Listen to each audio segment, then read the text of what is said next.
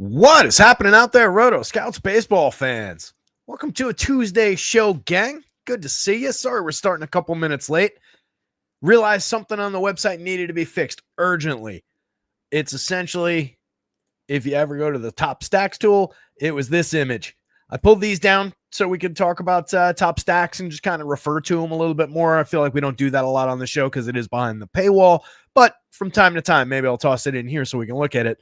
But when I popped the first version of it in here that was up on the website, that Microsoft Copilot thing was not in the way. You could see which team this was. You could see what their rank was. It was just kind of right there-ish.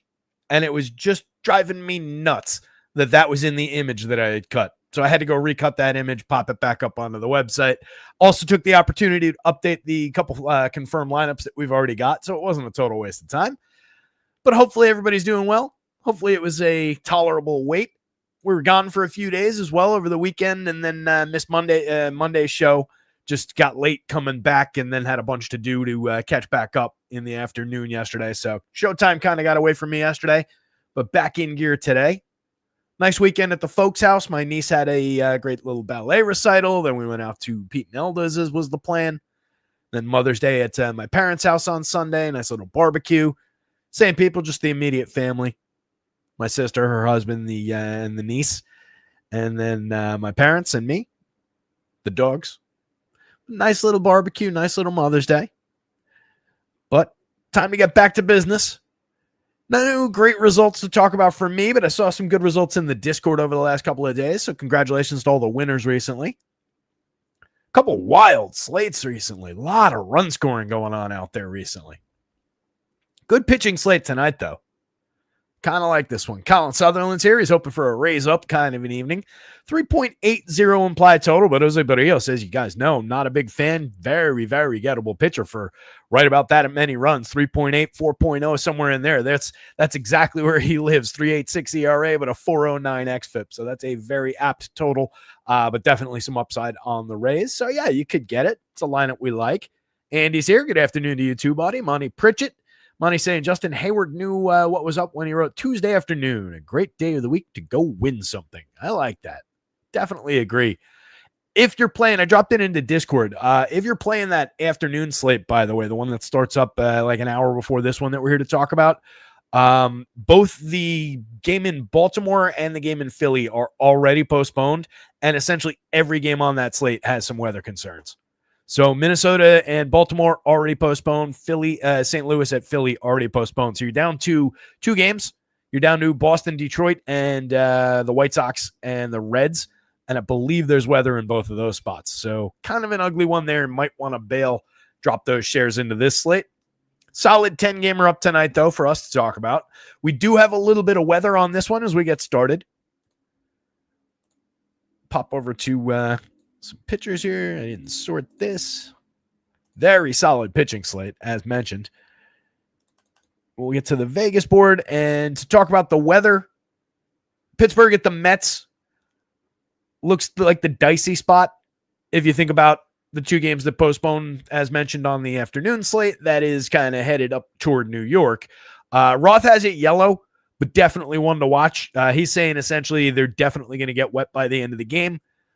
We'll see.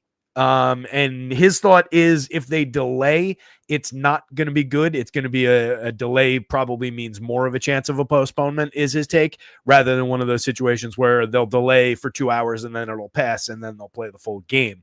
So definitely a spot to keep an eye on there with Pittsburgh and the Mets. That game right here, the Mets pulling a pretty decent total, too. They're facing Mitch Keller. Just 7.5 runs for the game, and the Pirates are checked down under 3 runs. They're facing Kodai Senga. So we would lose a very, very solid pitching option in Senga, and we would lose some pretty playable bats in the Mets if that one doesn't go. Definitely the spot to keep an eye on. Little bit of concern in Atlanta.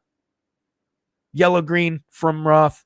He's got Miami at Chicago, green on the front side, and then a lot of wind blowing out in San Francisco for Arizona. That ballpark, as he mentions, does tend to negate wind, but I've got the Diamondbacks showing up already anyway. I think that's a really interesting spot. They're just a 3.82 implied total. They're not crazy popular, showing a lot of upside down here against Robbie Ray. So I'm kind of interested in that spot with the wind blowing out. Again, it doesn't matter as much there as it might in other parks, but it just it adds another log to the fire of a team that I was already kind of interested in as a somewhat of a sleeper team. Arizona, as you'll note, 6 by FanDuel, 6 by DraftKings, solid value score on both sites. Second by home runs because they're facing Robbie Ray, who has for his entire career had issues with home runs. They're ranked 10th by the Vegas implied total. And this is the stacks board for those that aren't familiar. It's available on the website in our top stacks tool every single day. I do get in here. So the projection rankings are essentially the aggregate actual projections. I take the average of the 9-man lineup, and then I do get in there and tweak it to make sure that things align with how I would actually rank the stacks, given the matchups, given the totals in Vegas, and just make sure everything jibes. Sometimes, like, there's outliers, like down here, like Houston.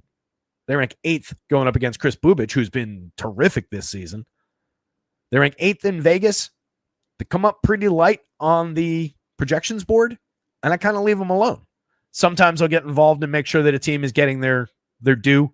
Sometimes I'll get involved and put a team kind of in the middle. Colorado was actually coming up stronger than 12th against Jack Leiter because Jack Leiter's got some bumpy history in the small sample so far. Coming up as a strong value play either way.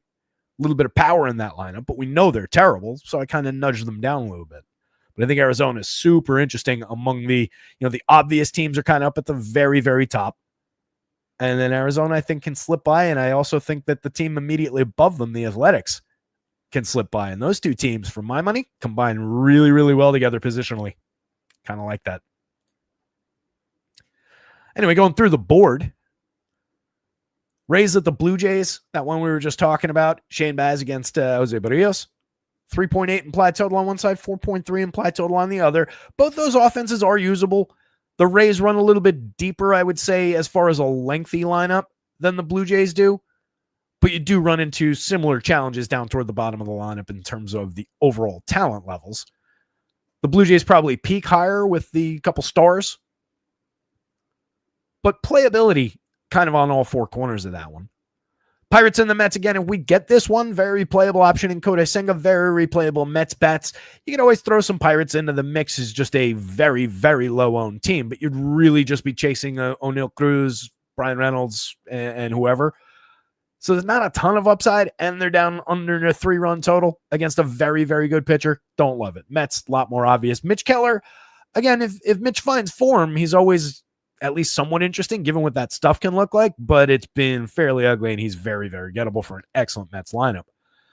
Interesting one here with the Nationals and the Braves. 8-run total. Braves are drawing a big number, 4.79 implied total against Michael Soroka, former Braves farmhand. Very talented pitcher, was pitching extremely well in his return to the mound last time out. He struck out 8, didn't allow any earned runs over 5, went out for the 6th inning. I think he lost a couple walks and ended up giving up several runs. So it looked a lot worse in the box score than it was. And that was his first start back after missing a few weeks. Was really hot in spring training, had made some distinct changes to his arsenal. So I'm very, very interested against the gettable Braves team in a cheap Michael Soroka. And then coming back the other way, it's Spencer Schwellenbach, who has probably not been at peak form, but going up against the Nationals team that he's got checked down at 3.31 implied runs. Definitely an interesting spot on the mound on both sides. Between the two teams, obviously we're more interested in playing the Braves bats, but maybe some Nationals can mix in for contrarian shares. There are some good bats up toward the top of that lineup that probably won't be too owned. Marlins at the Cubs.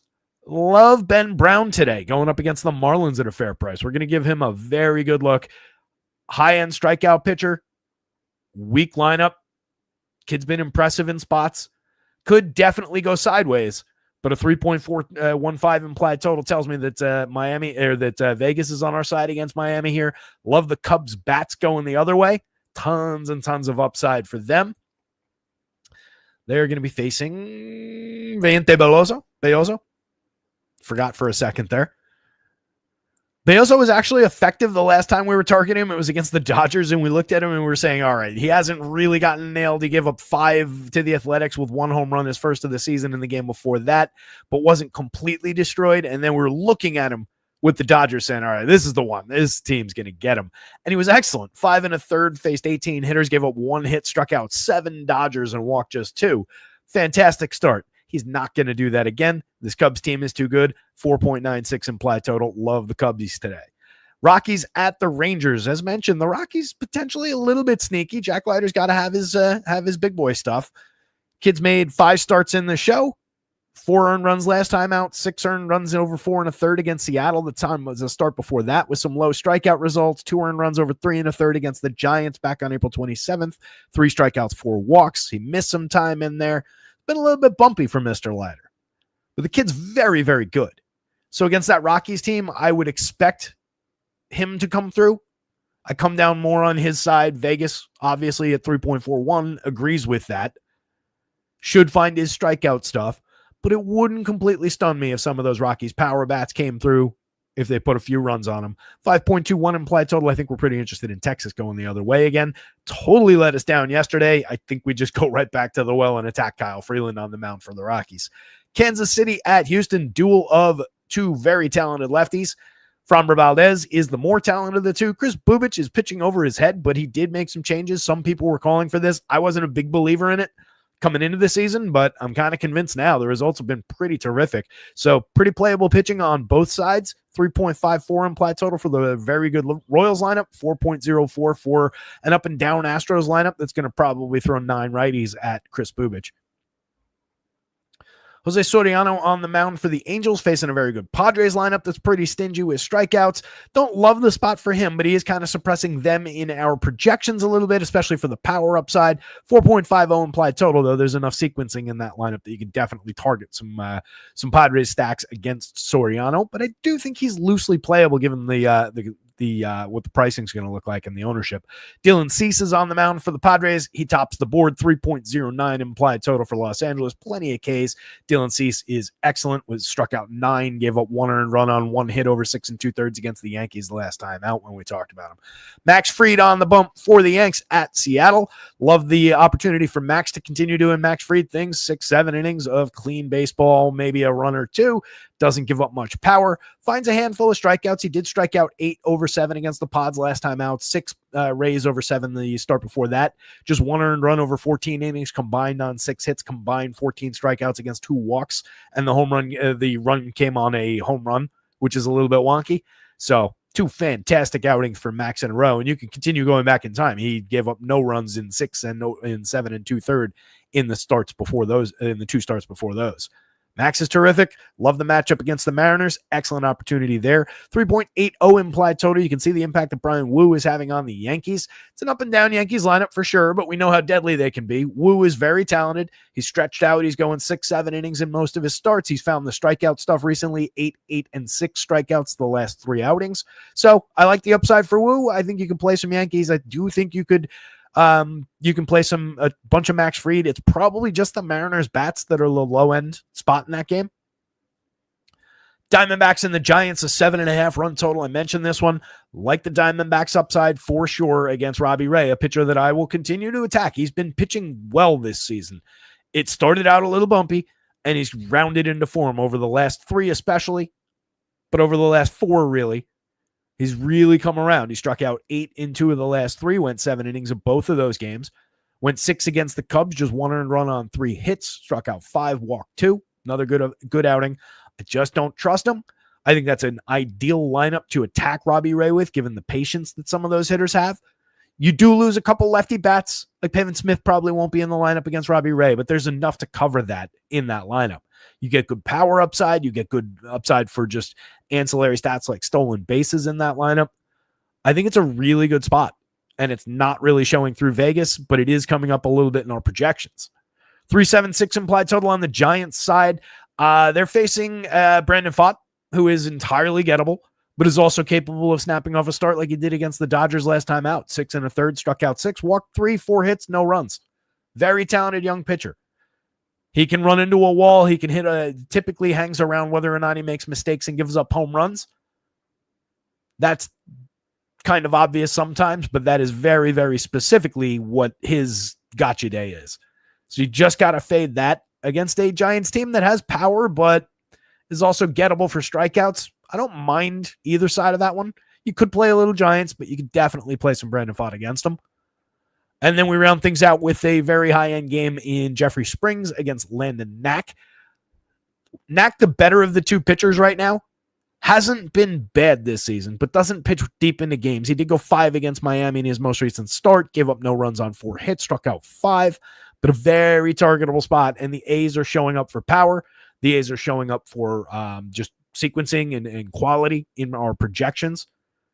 So like I said, I really like the way that those two teams right next to each other kind of come together. They're the 9th and 10th Vegas totals, but when you consider this board, you do have to remember that a lot of times that's the matter of a quarter of a run, 0.15 of a run.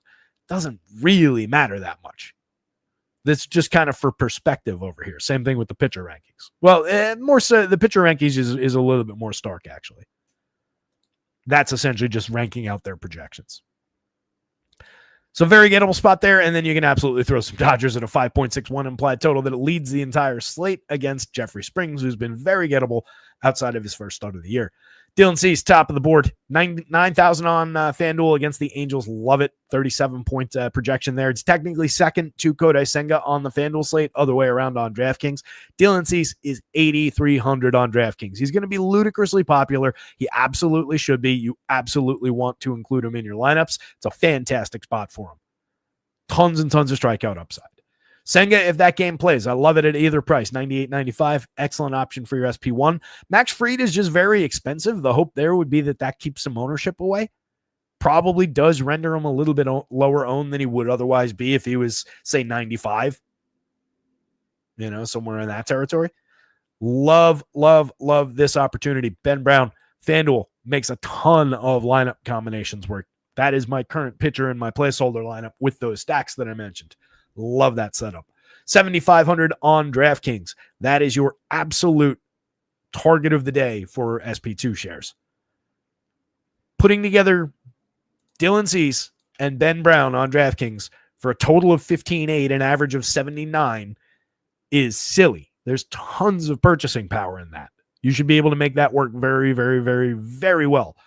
On yesterday's slate, to put it in perspective, the pitchers that you were getting in that kind of a price tier, the combination was Clark Schmidt against the Mariners and David Peterson against the Pirates. And Peterson was good. Schmidt was mediocre. But neither one of them has the upside of these two pitchers today. Those are bargains on DraftKings. Robbie Ray does rate out pretty well because, again, he's pitching well, and he does have a lot of upside when things are going right with Bobby Ray.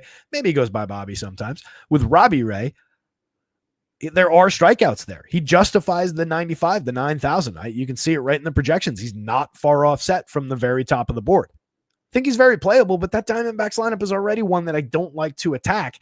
I don't like to do it with a pitcher that I don't usually go for, that I usually would take bats against.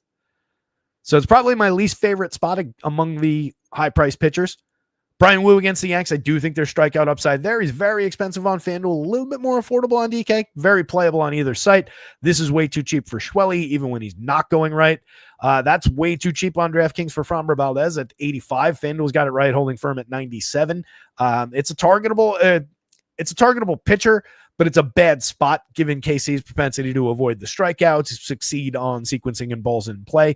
Bubic is probably the better option out of the two, even with all the righties that Houston's going to throw at him, but he's at a higher price at 10,297. He's been paying those off, though. Pfaadt is uncomfortable at 94, and honestly at 87. He's good enough to pay those prices off, but when he's essentially the same price as a lot of those options, it does kind of matter that he's projected in the middle of the board, not up here. It's only a matter of a few points, but the opportunity to succeed and the opportunity to really crack a ceiling score is a little bit more limited in that one. Jose Berrios I don't love, but he is affordable. 7,800 is not a bad price on DraftKings. There are strikeouts in that Tampa lineup. Jack Leiter, same deal, 77, 7,000. He's absolutely in play at those prices. There's tons of upside in facing Colorado, and he projects very well for the spot and for the money there. So another very targetable SP2. Honestly, I don't think there's anything wrong at all in doing that for 14.5, 72.50 a man. Ben Brown against Miami and Jack Leiter against Colorado. Two young, high-end strikeout pitchers in excellent matchups. Why not take the double discount? Makes total sense to me. Shane Baz against a low strikeout Toronto team. He's been up and down. He's a little bit gettable. I don't love it. Soroka is very interesting to me, but I think we're only getting 5, and maybe they send him back out there for the 6, but that, again, got dicey the last time. That Braves lineup does have a lot of upside in it. I would use them against him, but I'm really interested. 7,000 isn't a workable price, even without the quality start on FanDuel, as long as the strikeouts are there, and against that Braves team, they should be. 56 on DraftKings. Again, I don't know that I would do this, but you could for 12.6, 6,300 apiece. You could probably get away with that. 13.1, 65.50 apiece. You can get some decent options on the mound for very, very cheap. Michael Soroka is talented. If you're into the revenge thing, this is a spot where you can get into the revenge business as well. He used to be a Braves farmhand. Soriano, I just don't love the matchup against the Pods, but he is also very cheap. He does have workable stuff. Could succeed. Landon Knack, I do think at 65, you could throw a couple SP2 darts, but I'm very firmly on the A's side of that matchup, so I'm probably not going that way. He is cheap on both sites, though. Keller, moderately playable. If you're into Mitch Keller, you can definitely go there, but that's an excellent Mets lineup. It's just kind of a why would you spot, especially with cheaper options in better spots above him on the board. Jeffrey Springs, same kind of a deal. Kyle Freeland's a hard no, so is Vante Belloso. That's the short version of the show. Hit the like button and subscribe to the channel as we dive on in. Check out rotoscouts.com. Follow the @rotoscouts Twitter handle as well. Send the links out on there. I don't do much else with it, but at least that's there. We build up the following there. More importantly, if you haven't subscribed to the channel here, just click that little subscribe button and then mute all notifications. Don't ever worry about it again. I want you to come back, obviously. Getting those subscriber numbers up would help a little bit. Leave some comments on the videos, too, if you got thoughts. Praise, criticism. Tell me to speed things up, slow things down, whatever you want. I do like this slate, guys. I think it's a really interesting. Monty says, short version, aka the radio version. Extended play is always best. Appreciate it, pal. Yeah, we'll get into it. But yeah, rotoscouts.com. We've got NBA and NHL projections are up for tonight's slates. How about those New York Knicks, by the way? 3-1 going back to Boston. Shame what happened to Tatum at the end of that game. That sucks. I haven't seen, has there been an update? I almost not wanted to look.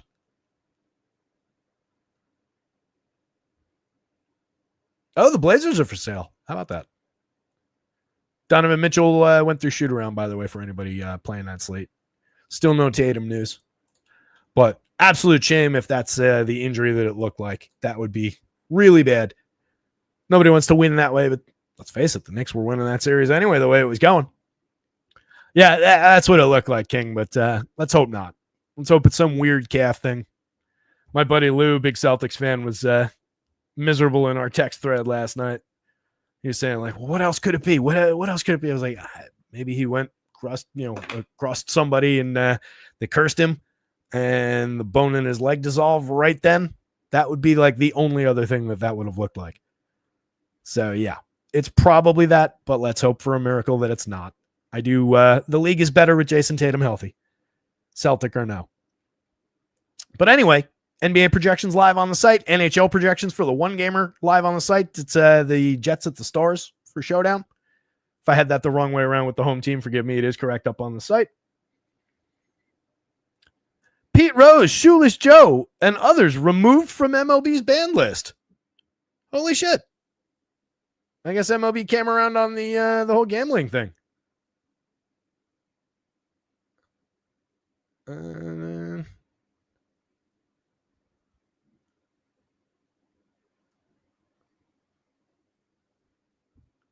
Wow.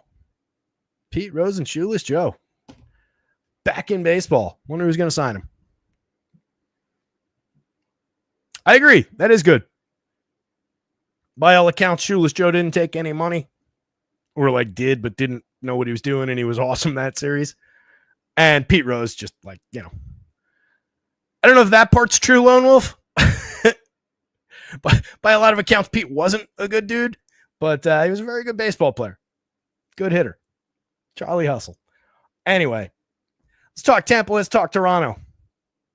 I never did finish the plug for the website. Everything's under $1 a day for access to all the baseball content, NBA content, NHL content, all of it, all in under $1 a day. Give it a look. Rays, 3.80 implied total, but some playability. Let's see if we got the lineup in, because Jose Barrios, again, is very targetable. He can be good. He can break off starts, but he is just overrated overall. 3.86 ERA against a 4.09 xFIP. He's still walking 10 plus. He's got a 23-ish% strikeout rate over 8 starts this year. A lot of this jibes with what he was last year, 4+% home run rate. So we're over the mark, over the mark, over the mark, and again, over the mark. That is a lot of power opportunity showing against the team that does have some power in it. Brendan Lau, most notably, well over the magic number. You've got Junior Caminero down here with a pretty solid number. Jonathan Aranda with all the good quality bat he puts on ball. Not a bad opportunity for power out of him. So it's a very playable Rays spot. And again, this does completely jibe with who Jose Barrios has been over the last few years. These are very similar numbers. There's nothing surprising in any of these results. 3.94% home runs last year. He was okay for him this year. Limited contact a little bit, but still pitched to a 3.65 ERA, a 4.01 xFIP. A couple more strikeouts in there. Managed walks a little bit more effectively that year. Same with this year. They'll probably come down over time, but if he was losing this many walks, forget it. That's not sustainable for this pitcher. It's very gettable, but given the upside for Ks, he could find enough to pay off a $7,800 SP2 share or two. The Rays are below 4 runs for a reason. Like I said at the beginning, they're very much in line with what he gives up. Shane Baz, 24.5% strikeout rate, but throwing him up against this Blue Jays team that is fairly low strikeout and has a lot of guys that really impact strikeouts. This number skewed somewhat by Dalton Varsho's 41.7 over 36 plate appearances, but he is high strikeout. But everybody else is believably low strikeout and could trend lower given more time. So it's not a great spot for Baz to find the Ks.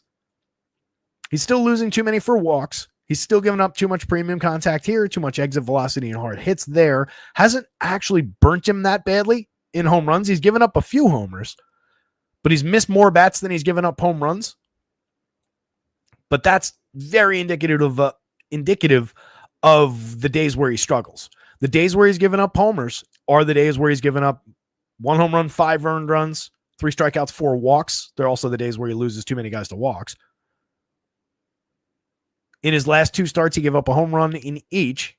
3 1/3 against the Phillies, 6 earned runs, struck out 3, walked 2, faced 21 hitters and allowed 8 hits, including a homer. 9 hits to 28 hitters over 5 2/3 against the Royals, 7 earned runs, struck out 1, walked 3. Those are his last 2 outings. Both of those were in Tampa on days where it's warm. They're out on the road now. This is kind of what I want to use this pitcher for if I'm playing in season long. If you're streaming like weeklies, I'm targeting their road games. I don't love Tampa pitching at all in home games this year. So as long as he keeps the ball in the yard, there is playability, but I question what the ceiling looks like kind of beyond where these medians are. And he's not the cheapest guy on the slate. So it's not an ideal spot. If we're looking at the Rays lineup, which we still haven't gotten confirmed, Chandler Simpson, it's been a little bit up and down over 79 plate appearances. 260, 295, 301, getting by on a little bit of BABIP and his speed. That's the nature of his game. But I'm expecting a better on base. I'm expecting a better walk rate. You can already see he's shining for strikeouts, 12.7% strikeout rate over 79 plate appearances. But he hasn't quite gotten where he's supposed to be for walks, hasn't gotten where he's supposed to be for on base. 7 stolen bases is just kind of trending with the on base percentage. You can see it in the XWO, but there's no pop behind that. So it's just whatever falls in, whatever he manages to do with walks to get him on base and create those opportunities. But he's a walking, 15 points with a couple base hits and some stolen base upside. And then if the other guys in the lineup behind him come through, he has some padding with runs. So there is a lot of upside in the player for 3,300, 2,700. He's a very cheap way to start off stacks. They bounce him around a little bit. He has mostly been leading off, but if he sees a dip in the lineup, he becomes a little less valuable, I think, because you don't get Lau and Diaz and those other guys immediately behind him. So just keep an eye on that, but I expect him to be in the leadoff role. Brandon Lau for 3,400, 2,600 at second base. Given the 10.77 in the home run model, I'm absolutely interested. 10.4% barrels, 43.8% hard hits this year. Those numbers in range of who he's been over time. He's hit 5 home runs. He's got just a 117 ISO, but a 323 XWOBA, suggesting that we will trend back up at some point in some of these numbers. It's too good to struggle like this for too long. And the power is still very real there. Good lefty bat to throw at a mediocre righty who gives up way too much power. Even if you're just cheap home run hunting at second base, that's a very solid one-off. It's probably going to be a little popular for it. Yandy Diaz, 39-29, very affordable. 6 home runs, just a 291 on base is crazy uncharacteristic for him. 8.7% barrels, 54.3% hard hits are both up, and they're similar to where they were 2 years ago. Strikeouts are low. Walks are a little bit down for him so far. That's where some of the on-base has gone. But some of it's also just been soaked up by some misfortune. 347 xWOB will tell you that. A lot of upside still in Yandy Diaz. Very effectively priced. And you get him at first or third on DraftKings. You want to do that because you've got Aranda at first base. And again, tons and tons of premium contact. 13% barrels, 59% hard hits essentially. Slashing 342, 429, 553 with a 211 ISO, 184 WRC plus. He's been terrific for them. Very solid lefty bat to throw in.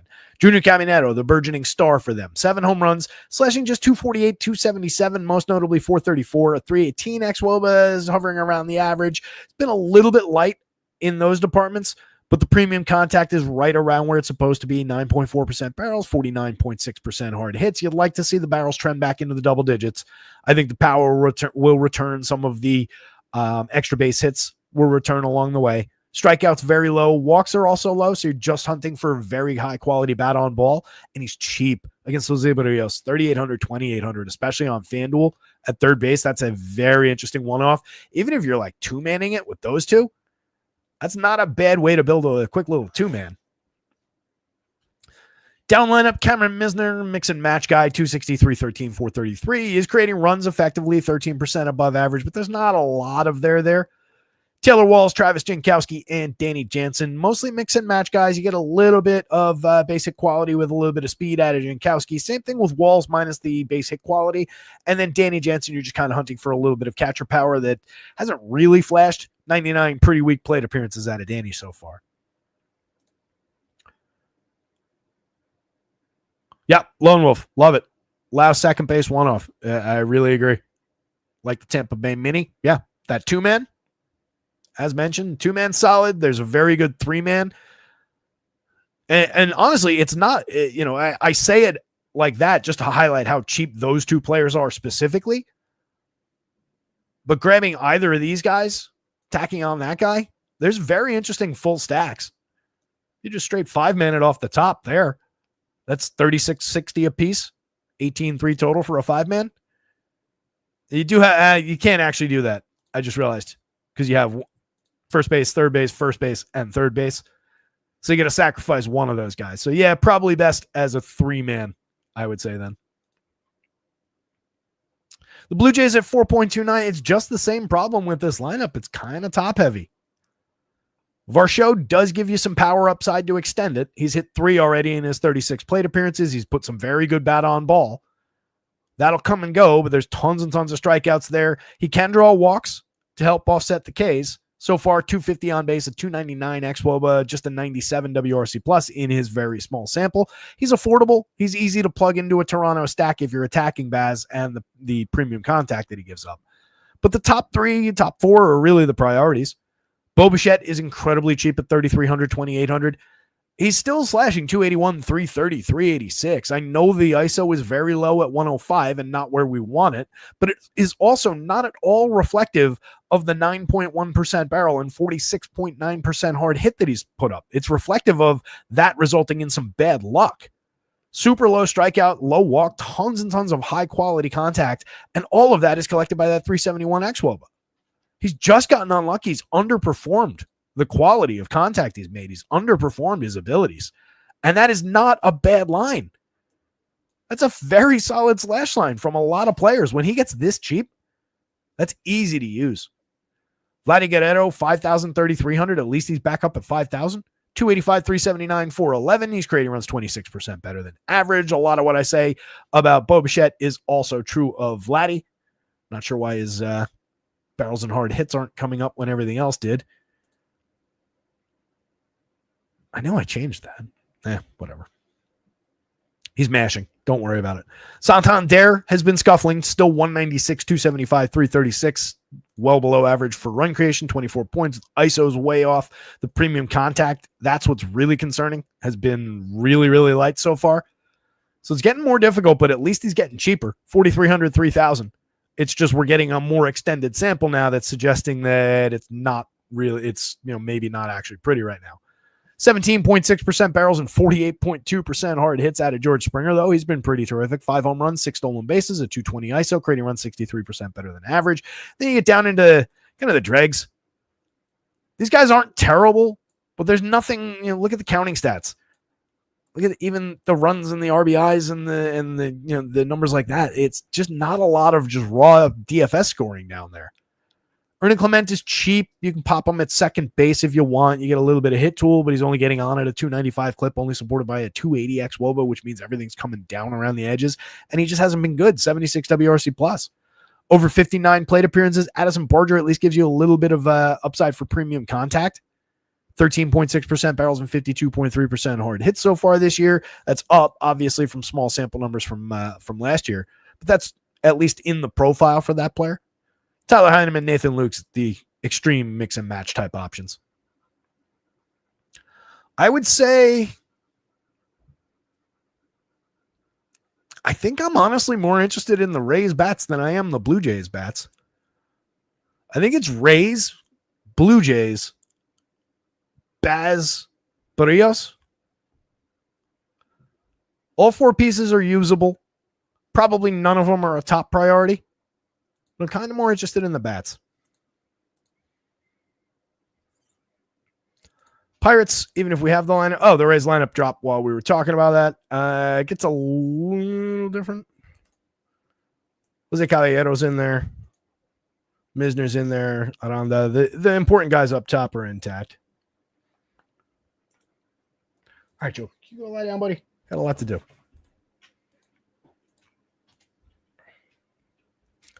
So that's what we're actually looking at. So Caminero actually moves up and is directly connected with Lau right now. So that's a very solid little cheap 3-man right there. It's more usable on FanDuel as a 4-man because you get the positional stuff cleaned up a little bit. Oh, actually, now it's more straightforward here too. Who did we lose that cleaned that up? Yeah, whoever it was. This is the new version. A lot of what we said applies. Caballero, okay for a little bit hit to a little bit of on base, some speed upside. He's hit a couple home runs this year, or 1 home run this year, but not a lot of offensive upside there.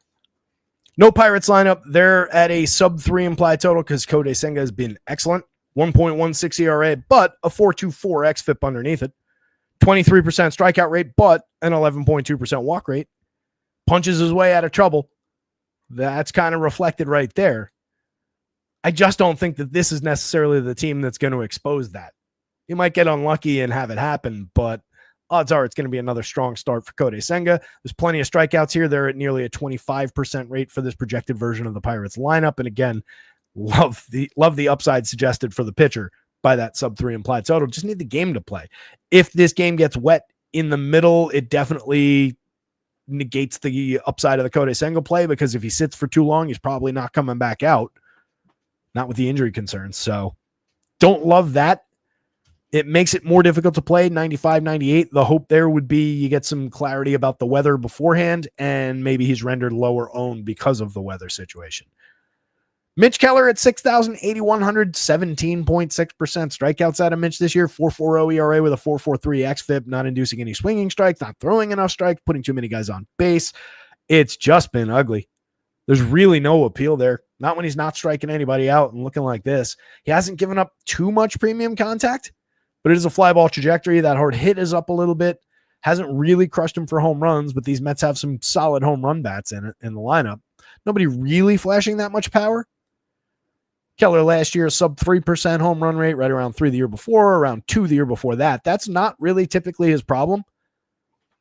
Just tends to be average.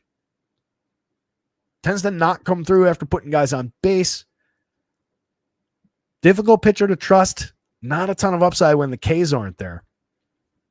At 6, against an excellent Mets lineup, It's tempting to at least include a few shares on DraftKings. I don't think you go there at all on FanDuel at 81. I just don't think there's value there. But this is at least tempting. They did a very good job making a little siren song out of that $6,000 price with Mitch Keller, because we've all been there before with Mitch Keller. We've all seen the good. We've all been burnt probably way more times by the bad. I feel like this is a day where it's going to burn you, and we don't want it. And that's why I call it a siren song. If you're not familiar with the legend, they crash onto the rocks after they're lured there, and then they eat them. So I think that's what Mitch Keller, he just wants to eat your soul tonight.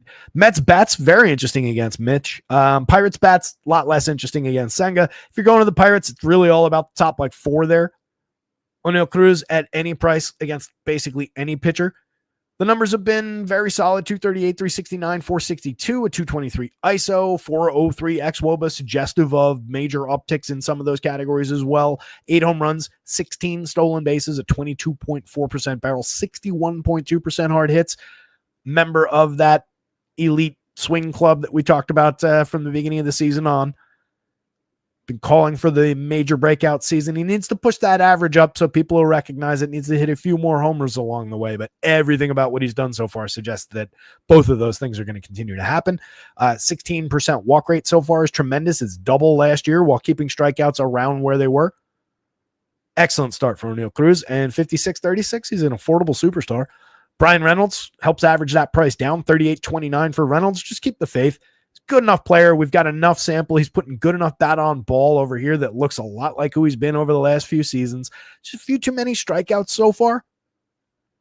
But that's a very good player. He's hit 5 home runs. He's stolen 3 bags. He's got a 342 xWOBA to support the underlying numbers that we're seeing over here.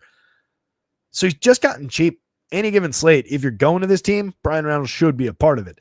Andrew McCutchen's been good. Solid barrel rate at 12.1. It's only delivered 3 home runs and just a 136 ISO, but the underlying 367 xWOBA is very strong, supported by his 12.3% walk, his low strikeout rate, which has given us plenty of high quality batted ball events. Last year, that was a 25% strikeout rate, nearly 26. The year before, it was 21-1. We'll see where that goes. This looks a lot like the younger version of Andrew McCutchen so far. Joey Bart's also putting good bat on ball. And that's pretty much where it ends with this lineup. Ke'Bryan Hayes is always delivering frequent bat on ball, but it's never super high quality for power and really hasn't seen great results. 1 home run, 4 stolen bases, a 288 xWOBA, 24 points below average for run creation. Gorski's barreled a couple balls in 34 plate appearances. Has resulted in 1 home run, a 147 ISO. Pretty limiting. Adam Frazier, Tommy Pham, Isaiah Kiner-Falefa, 3 veterans that we know pretty well. Pham is pretty shot at this point. IKF was never much of a hitter. You get a little bit of hit tool upside and maybe some stolen base and correlated scoring from the 9 spot if that's where you find him. And then Frazier's just a little light power hitting, but you don't really see it translate through batted ball events. So it's just circumstantial power. The Mets are the appeal. 4.61 implied total for them. Francisco Lindor off the top, 5,300 on DraftKings, 4,000 on FanDuel, and totally worth it. Slashing 304, 368, 506, a 202 ISO. Creating runs 47% better than average. This Mets team is terrific, at least at the plate. Juan Soto starting to come around. 8 home runs, 252, 372, 465, up to a 213 ISO, a 437 xWOBA underlying it, winking at us, telling us, hey, anybody who's paying attention to these numbers knows that Juan Soto will be perfectly fine, even with that little blip of a slow start that he had. And he's already showing that. Everything is perfectly aligned. He's striking out 16% of the time while walking at a 16.5% rate. Both of those numbers jibe almost exactly with where he's been the last 2 seasons. The contact is there. He's missed a few barrels from where he was last year, but he's actually above where he was 2 years ago. So lots to like about Soto's start. Pete Alonso, 9 home runs, 318, 428, 604 is the part we didn't necessarily see coming, supported by a 440 xWOBA, which is spectacular. 18.3% barrels. The premium contact has been well above where he was over the last couple of seasons, which had kind of knocked Pete Alonso down from that wow superstar player to nobody really wanted to pay him this offseason. Really coming for revenge on the league so far this year. This trio is super expensive. That's a $5,400 average on DraftKings. That's a $3,900 to call it $4,000 average on FanDuel. They're difficult to reach, but they're worthwhile against Mitch Keller. And then you can average pricing down with a very cheap Brandon Nimmo, 42.33. He's hitting for power. That average is creeping up a little bit. The on base is still below 300, but it's supported for upside by a 353 xWOBA. The ISO is above 200. He's at league average for run creation. He's hit 8 home runs, making excellent contact. A lot of argument to be made for cheap Brandon Nimmo shares. Less supportable argument to be made for Mark Vientos in this year's numbers, but that cheap price at 3,500 is definitely compelling. 3,100 on FanDuel is easy to play. He's hit 5 home runs, just a 164 ISO, just a 311 actual, but he has created runs 6% better than average. Part of that is striking out nearly 10 points lower than he did last year. That's a noteworthy improvement over 156 plate appearances. He's pushed walk rate up at the same time. He's just lost a little quality of contact in the mix so far. But the presumption is that most of this comes back, and it's a matter of can he continue that strikeout dip.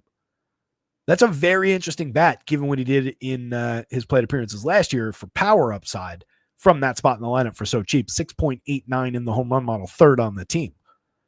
Jeff McNeil, just BABIP-focused hitter who's not really seeing much success in the average, but getting on base a little at a 333. He's created runs 29% better than average with help from his friends over 48 plate appearances.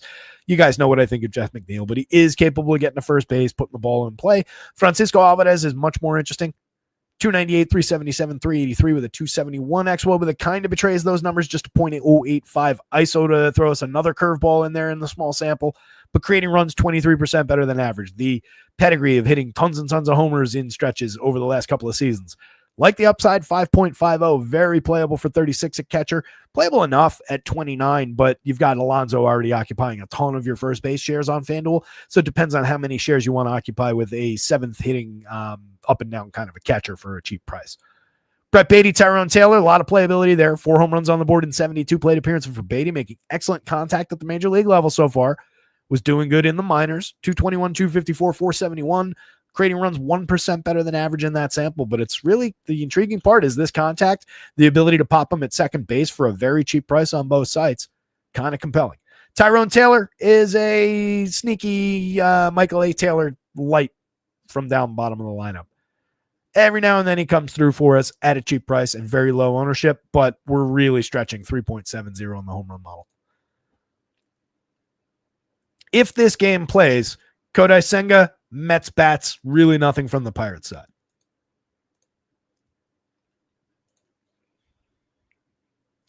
Nats lineup is in. Braves lineup has been in. So again, I'm interested in this pitching matchup. I think this is a very interesting spot for some arms. No Luis Garcia. All right. So Soroka, he's only made 2 starts, so we don't have a ton to work with at the major league level this year. He was hurt, made a couple rehab outings, 5 innings in his return to the mound in his last start on the 7th. That was against the Guardians. Went 5, faced 22 hitters, ended up giving up 4 earned runs, struck out 8, walked 2. But as mentioned, all that damage came when he came out for the 6th and failed to get an out. Walked, I think, both those hitters, and all 4 of those runs were scored in the 6th inning. Struck out 8 over 5. Very talented pitcher. In his 10 innings, he got a 25.6% strikeout rate with a 10.6% whiff rate, a 31.7% CSW. That's a lot of strikes. Hasn't been bad in terms of contact, has yet to allow a barrel into, how many hitters is that? 43 hitters, hasn't allowed a barrel. That's not all that big an accomplishment, but, whatever. 7.20 ERA, but supported by a 3.25 xFIP in the tiny, tiny sample. Was here for 79 2/3 over 9 starts in 24.2% strikeout rate, but walked way too many. 4.74 ERA, a 4.54 xFIP. Year before that, it was just a cup of coffee. Again, kind of bumpier numbers. And then if you go back in time, there's quality throughout as he's come up. Again, former Braves farmhand looking for some revenge. Just 5,600 is the really appealing part. That is not as big a siren song as that $6,000 Mitch Keller price. I believe in this pitcher a lot more than I think in Mitch Keller. This Braves team right now showing a 19.4% strikeout rate. Same group of hitters last year was at 21.5. If you focus on some of their key bats outside of the Alex Verdugos of the world, the Ozzy Albies of the world, he is a key bat. I shouldn't have said it that way. But if you focus on some of the key power hitters, some of the guys in the middle of the lineup, this stretch of guys with mid-20s strikeout rates over the last couple of seasons, there are definitely Ks here. Soroka could come away with another 8 strikeouts in 5 innings. So for 56, I really like it. For 7,000, definitely would play it on FanDuel, even without or with a limited upside for a quality start. I think there's enough there at that price. Schwellenbach, just a 22.2% strikeout rate, but it's not like he's been bad. A 3.61 ERA, a 3.13 xFIP underneath that, suggesting that's or a little bit of the runs that he's allowed has been unlucky. Allowing a little bit of premium contact, but it's on a ground ball trajectory most of the time, 7.9 degree average launch, so I don't care as much about this. Hasn't hurt him for home runs, just 2.58% home runs so far, inducing a fantastic 13.6% swinging strike rate that is essentially in line with an exact tie for last year's number. He's not that far off the mark. He's just not put away a couple of additional hitters from where he was last year when he was completely fantastic. Stuff Plus has gone up. This is just an opportunity to get Spencer Schwellenbach too cheap. It's a good Nationals team on the other side, or a growing, developing Nationals team with some very interesting bats up top, some high-quality bat on ball, some low strikeout rates. But several of their best hitters are also medium to high strikeout. Could be a spot for Schwelly to come kind of roaring back. Last time out, 6 innings, 1 run unearned, struck out 6, walked 2. That was against Cincinnati. Start before that, got nailed by the Dodgers for 6 earned runs over 3 2/3, 8 hits, 4 strikeouts and a walk, allowed a home run. 4 runs, only 3 of them earned on 7 hits over 6 against Arizona. Struck out 6, walked 1, but allowed a homer there. 2 earned runs, 3 runs total on 8 hits, 7 innings. You can see the earned runs versus runs total. There's always a little bit of bumpiness in these Braves box scores. Just 1 strikeout game where he was really elite. 8 innings against Miami in his second start of the year back on April 4th. He struck out 10. 2 hit them over those 8 innings, shut him out. Tons and tons of upside, though. Over the last 2 outings, even that bumpy one against the Dodgers, Stuff Plus marks were up across the entire arsenal. And then against the Reds, they were notably up outside of his cutter, which went down by 10, which is weird. But that was his best outing, it looks like, by Stuff Plus. Or no, actually the Marlins one was. Second best outing. So hopefully rounding into form with some things under the surface that look perfectly fine. Many of the major indicators exactly where they were when he was excellent last year. And a gettable enough opponent that's carrying a 3.31 implied total. So absolutely interested in Schwellenbach rather at 89. Absolutely interested in him at 82 on DraftKings. Excellent purchase. If you're throwing Nationals bats at him, you're absolutely focusing on, I've said absolutely too many times, you're most certainly focusing on those first 2 bats, CJ Abrams and James Wood. They're 2 young stars. Abrams at 304, 362, 504, a 200 ISO. He's created runs 42% better than average, low strikeout, medium walk rate, tons and tons of high quality bat on ball from the lefty shortstop. James Wood, 48, 37, too cheap on DraftKings. I don't really understand why he's below 5,000, even against the high quality pitcher. 6.14 in the home run model. He's currently at a 26.3% strikeout rate, which is down 2 points from last year, 12.9% walks, which is up a point and change. The barrels are way up. 17% so far, 58.9% hard hits. He's hit 11 home runs. He's among the league leaders for power. 273, 371, 540, 396 xWOBA, 267 ISO, creating runs 54% better than average. This is not some outlier in a small sample for a kid that we're never going to hear from again. This is James Wood fulfilling his destiny as a star player. Get James Wood in your national stack for 4,800 if you're building them. Just not a great spot. Nathaniel Lowe at 43-31, always playable. He's hit 7 home runs. The power's been there a little bit more than the on base, a little bit more than the hit tool so far this year. Usually that's reversed, but I'll take what we've gotten. 8.3% barrels, 44.4% hard hits. I almost prefer this version. Strikeouts are up, walks are down a little bit. Maybe that normalizes. We get a little bit more of his characteristic on base skills, We've gotten good fantasy production for cheap pricing. Keibert Ruiz is just cheap for the frequency of bat on ball. We've talked about this a lot. He's currently slashing 299, 347, 381, just a 319 xWOBA, but he's created runs 8% better than average, just 2 home runs, and that's mostly you can blame the 1.7% barrels, 32.2% hard hits, jibes with last year, a little bit down from 2 years ago in the barrels department, but he just doesn't hit for much power. It's just about these elite low strikeouts and the low to medium walk rates. So you're getting a lot of frequency of bat on ball, which for a cheap catcher where you need to play the position is an asset just in and of itself. 3,900, fill that spot with a guy who's likely to put a couple balls in play and you see what happens. That makes him more valuable than many of the other catchers. But he's not a must. He's not a go-to. In national stacks on DraftKings, he is more important than, let's say, Ahmed Rosario. You could argue these two, especially at cheaper prices. There's enough upside in Josh Bell.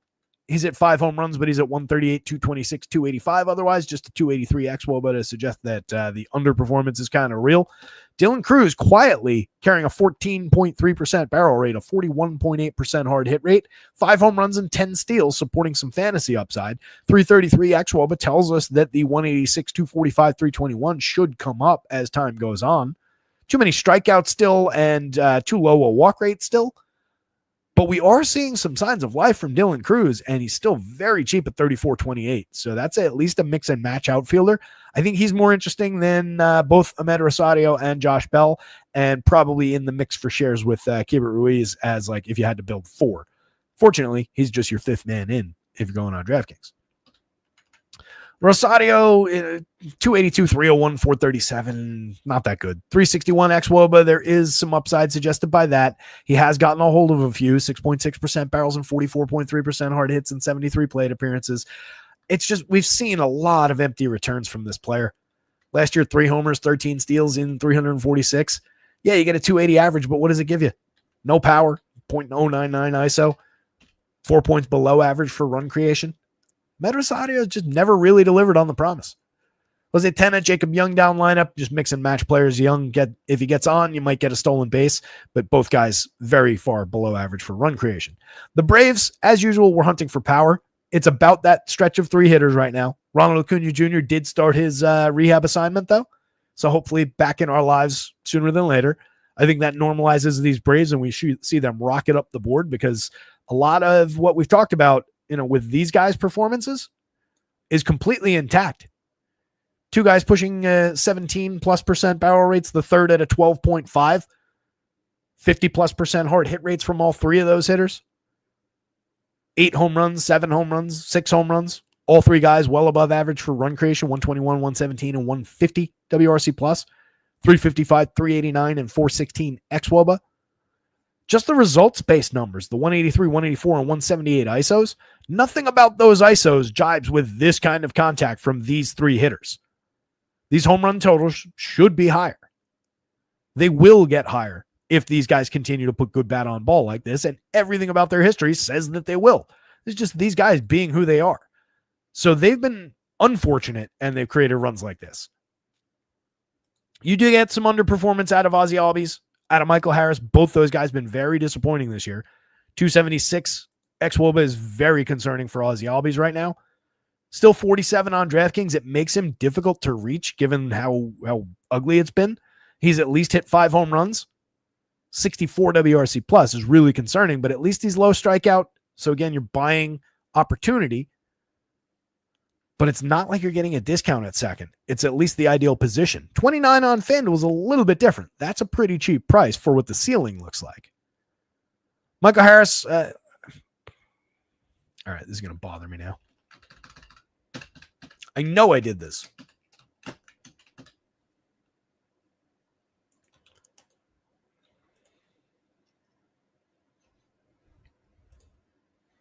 I know what it is.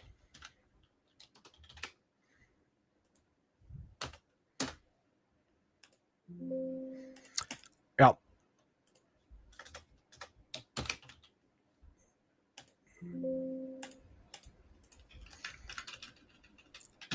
I did move the names over, but I forgot to take the juniors and stuff out. One of these days I'll correct this, but then Graphs will just go back and take them off again. All right, there we are. So Harris down at just a 6.7% barrel, 39.6% hard hits. I wish there was something good to say over here about his contact at least. Between him and Albies, he's been a little bit more productive in terms of, well, actually, no. They're very much the same. I was looking at the xwOBA, 307 versus 276, but that's the underlying metric. In reality, they've both been pretty equally bad. Eli White, just a mix and match piece. Nick Allen, not much of a bat, maybe a little bit of hit to a little bit of stolen base upside, but not much more than that. And then Drake Baldwin hitting fifth from the left side. You're getting some pretty high quality bat on ball out of Baldwin over 72 plate appearances. 3 home runs, 303, 361, 485, a 358 xwOBA telling us it's at least a little bit real. They were expecting the kid to hit.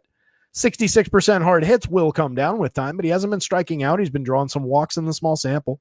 For 3,400, that's another playable catcher. I still would probably prefer the frequency of bat on ball out of Keibert Ruiz, but with him, you're attacking the better pitcher if you're deciding between these two catchers. So it depends on what you're looking for. But Baldwin is a very interesting piece to tack on to those hitters. 4.79 implied total for the Braves. A lot of upside in their bats. This goes Schwelly at a discount, Braves bats, Soroka. But Soroka is more appealing than that probably makes him sound, given how cheap those prices are. And the fact that I don't think many people are going to go there. And then the Nats bats, if you're feeling adventurous, probably not a great idea.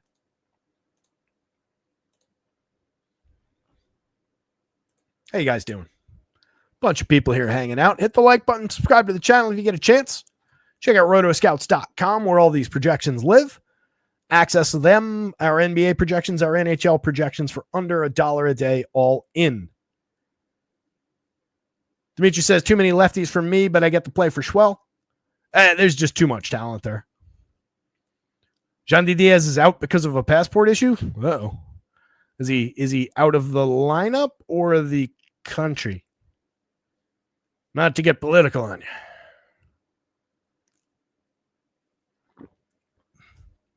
That's suddenly a much bigger story when these passport and ID issues come up for some of these players. All of a sudden, it might mean something very, very different than what it used to.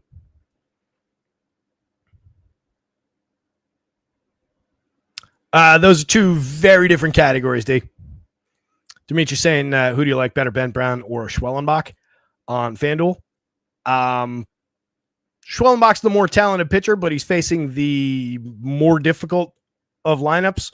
Washington's like a mid-board type team where Miami's one of the 2-3 worst teams in the league. You're getting a better price on Ben Brown. You do have a lot of upside, but you're talking about two different kind of talents. Ben Brown right now is just kind of a young kid with up-and-coming stuff, where Schwellenbach has shown us a little bit more and a real true ace-caliber ceiling. Ben Brown, we just kind of think it's in there. We've seen good results. He's right here. We can talk about it right now. 26% strikeouts, a very, very good 12.6% swinging strike rate, a 31.7% CSW, but stuff plus pretty dramatically below the mark. He's given up some hard hits, some exit velo on a fly ball-ish trajectory. Hasn't gotten burnt for home runs, but he's putting way too many guys on base. He's walking nearly 10%, 4.95 ERA, but a nice 3.55 xFIP underneath it. So you got to squint a little harder to see it with Brown. If you're just talking talent-wise, it's Schwelly. But if those extra few $100 for the discount mean anything to you, it's Ben Brown, and I love the spot. Again, he projects slightly higher against the worst team. He is currently in my placeholder lineup. Call it a tie. What can I tell you? They're both good options. I'll tell you who's not a good option. That's Valiente Belloso. 3.50 ERA, betrayed completely by that 5.83 xFIP. That's the real number. Sub 20% strikeout rate against the 13.2% walk rate isn't going to fly. 7.4% swinging strikes, 25.5% CSW is not going to fly. He is not this home run pitcher. 1.32% home runs because he's missed some hard hits, some exit velo. He has been difficult to square up a little bit. And that was true, if I remember correctly, maybe in the minors. I feel like we looked at that and that was true in, I think, the minors, but not in this sample in the show last year. 68 and 2/3, 13. Start to give up an 11% barrel rate, 42% hard hits, 90 miles an hour of exit velo, and a 5% home run rate on a 22-degree average launch. This year, that barrel has come down slightly because he's missed some hard hit, but a 32.9-degree average launch. Some of that maybe is a little, too high kind of a thing. But this normalizes, and this is a bad pitcher who is highly targetable for home runs, who's bad at losing walks, who doesn't finish off strikeouts, and everything I just said should have everybody salivating over the Chicago Cubs right now because we know how good they are at avoiding strikeouts, drawing walks, creating runs, and hitting for power. 4.96 in Vegas. They get it. Neither of these lineups is confirmed. So, expecting Ben Brown to kind of carve up this lineup that's giving him a 23.1% average strikeout rate to target. Some of that pushed up by Matt Mervis's 38.3%, the 31.6% by Connor Norby, another 29 there from Kyle Stowers. But those are three of their better bats this season, and all of those are at least moderate samples, moderate small samples, if you know what I mean. Like 79 plate appearances in the grand scheme of things is a nothing sample, but my point is it's not 14. Those are very high strikeout hitters. Then there are other good players like Jesus Sanchez is a mid strikeout hitter, 23.6 over 89 plate appearances so far this year while pushing the walks up. Very good. But last 2 years, that's been 26 and change. There are definitely strikeouts on deck for Ben Brown today. Needs to avoid the power, but we don't have a ton of it showing against. 5.13 for Sanchez.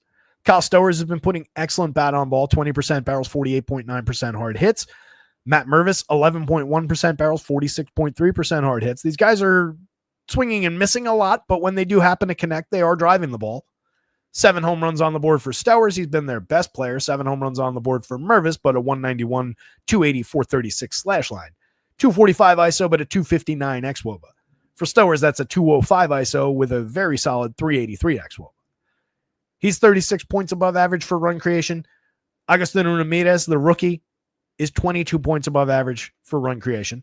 290 ISO with support from a 346 xwOBA. He's hit 4 home runs in just 73 plate appearances while making excellent contact as well. But those are the only 2 guys in the lineup that are above average for run creation. Wagaman, kind of in the middle, 7.4% barrels, 44.4% hard hits, a little bit of cheap positional flex on FanDuel, a little bit on DraftKings. First base, not ideal. Outfield is probably where you want him. Same thing with like first and third on FanDuel. You don't really want him at either of those spots, where at 2,600, he's at least just another outfielder. He's been low strikeout. He's put okay bat on ball. Results have been meh, 237, 286, 382, 17 points below average for run creation. That xwOBA supports the upside, suggested by the 16% strikeout rate, the quality of the bat on ball. So he's gotten a little unlucky, we could say, but it's probably not that far off the mark. Ronnie Simon, Javier Sanoa down lineup, mix and match pieces at the absolute best. This is a Ben Brown day. It's a Cubs bats day too. Pete Crow Armstrong, top of the board here. 9.54 in the home run model against Bayente Bolioso. I'm telling you, there's home runs showing. Even at a 1.32 so far this year, that will not hold up. Crow Armstrong's been tremendous. He's got 10 on the board already, 13 stolen bases, completely defying the season-long projections. 265 ISO at 341 xwOBA, but all the growth that we wanted to see from this player, we are already seeing. It's been tremendous, and he's leading off now. If they get Ian Happ back today, Ian Happ is supposed to go into the leadoff spot, so keep that in mind. We'll find out when we get this lineup confirmed. He's not on the injured list, but he's been out with a sore oblique the last couple of days. But they very firmly said he's due back early this week. He didn't play yesterday, but he might be back today, and they said he's going right back into the leadoff spot when he comes back. So maybe you get Crow Armstrong down here where Nico is, and Happ here. Happ is an ideal leadoff hitter. He's got power, steals bases, hits home runs, and gets on base like crazy. He's been up and down a little bit this year, but there's a lot to like about his performance if he's in the lineup. Great pairing with Kyle Tucker. Tucker's hit 10 home runs. He's stolen 10 bases. He's got a 417 xwOBA, but it tells us there's even more coming at 268 ISO. Creating runs 53% better than average, striking out just 11.9% against a 14.9% walk rate. That's tremendous, and it jibes with his past few seasons. It's just a superstar. 6,344. He's priced like it, but he's absolutely worth it against this pitcher. One of the best individual options on the entire slate. 14.07 in your home run model. He's going to be very, very popular in this spot, but he's well worth it. Seiya Suzuki, 9.07 in the home run model. Michael Busch, 9.19. Carson Kelly, 10.46, showing monster numbers this year. Look at all these barrels. Top 5 hitters in this lineup have an average current year barrel rate of 13.9%. Average hard hit rate of 45.3. That is a very effective group. Average on base of 356. Average xWOBA of 376. Average WRC plus of 150. Skewed a little bit by that 205 that Carson Kelly's put up in a ridiculous outburst. 5,300 is definitely up there for Carson Kelly, but he's justifying those prices. 303, 443, 671, the 414 xWOBA, the tremendous contact so far, the ludicrous 11.3% strikeout rate against a 19.6% walk rate. He's redefining things. He's a 2 true outcomes hitter. He's taking strikeouts out of that equation. He's been terrific this year. Most of this probably doesn't continue. I definitely think he cools, but he's really, really been good. And he's, I don't want to say affordable, but he's not at a broken price. You can make those prices work. That's pretty difficult. That's a $5,300 5-man average. But if you went, let's say 1, 2, skip Suzuki, 3, 4, and Dansby. It's still 51. It's difficult to reach. The way to do it, obviously, would be to leave out Tucker, but that's not ideal. And you don't get a lot of upside from Turner, Birdie, or Nico. If you do that, it only averages down to, it does get you below 5,000 a man. It's 49.80, so call it 5,000 a man for the leave Tucker out, take the obvious guys stack.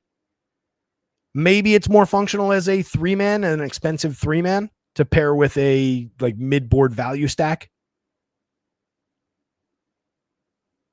But there's just tons of appeal in this group of hitters up here. And again, Nico, hit tool, a little bit of speed, some correlated scoring ability. Dansby, tons of power, 9 home runs on the board this year, a 353 xWOBA, a 224 ISO, creating runs 17% better than average, double-digit barrels, nearly a 50% hard hit rate. He's been very good. This is the good version of Dansby Swanson again. Take advantage. He's only 4,400. He's 31 on FanDuel. They haven't really caught up. 7.57 in the home run model. Turner is just old. 70 plate appearances of 155, 271, 155. If he's in the lineup at all, you don't really want him. He's just cheap now. John Birdie is essentially everything I said about Nico Hoerner in terms of the hit tool and a little bit of speed and correlated scoring, except the hit tool and the on base haven't really clicked this year. This goes Cubs bats, Ben Brown, but those two things are very, very close together. Ben Brown is one of the top options on the board given that pricing, and then nothing really from the Marlins.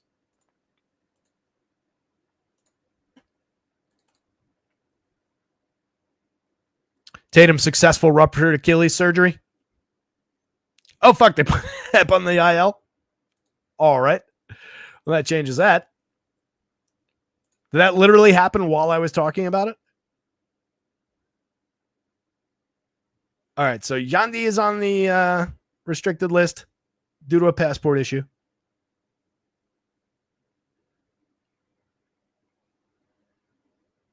Where'd you see the hap to the IL?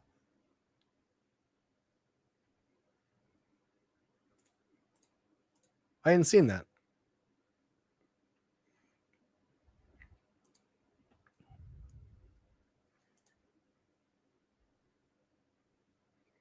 Yeah, they did put him on.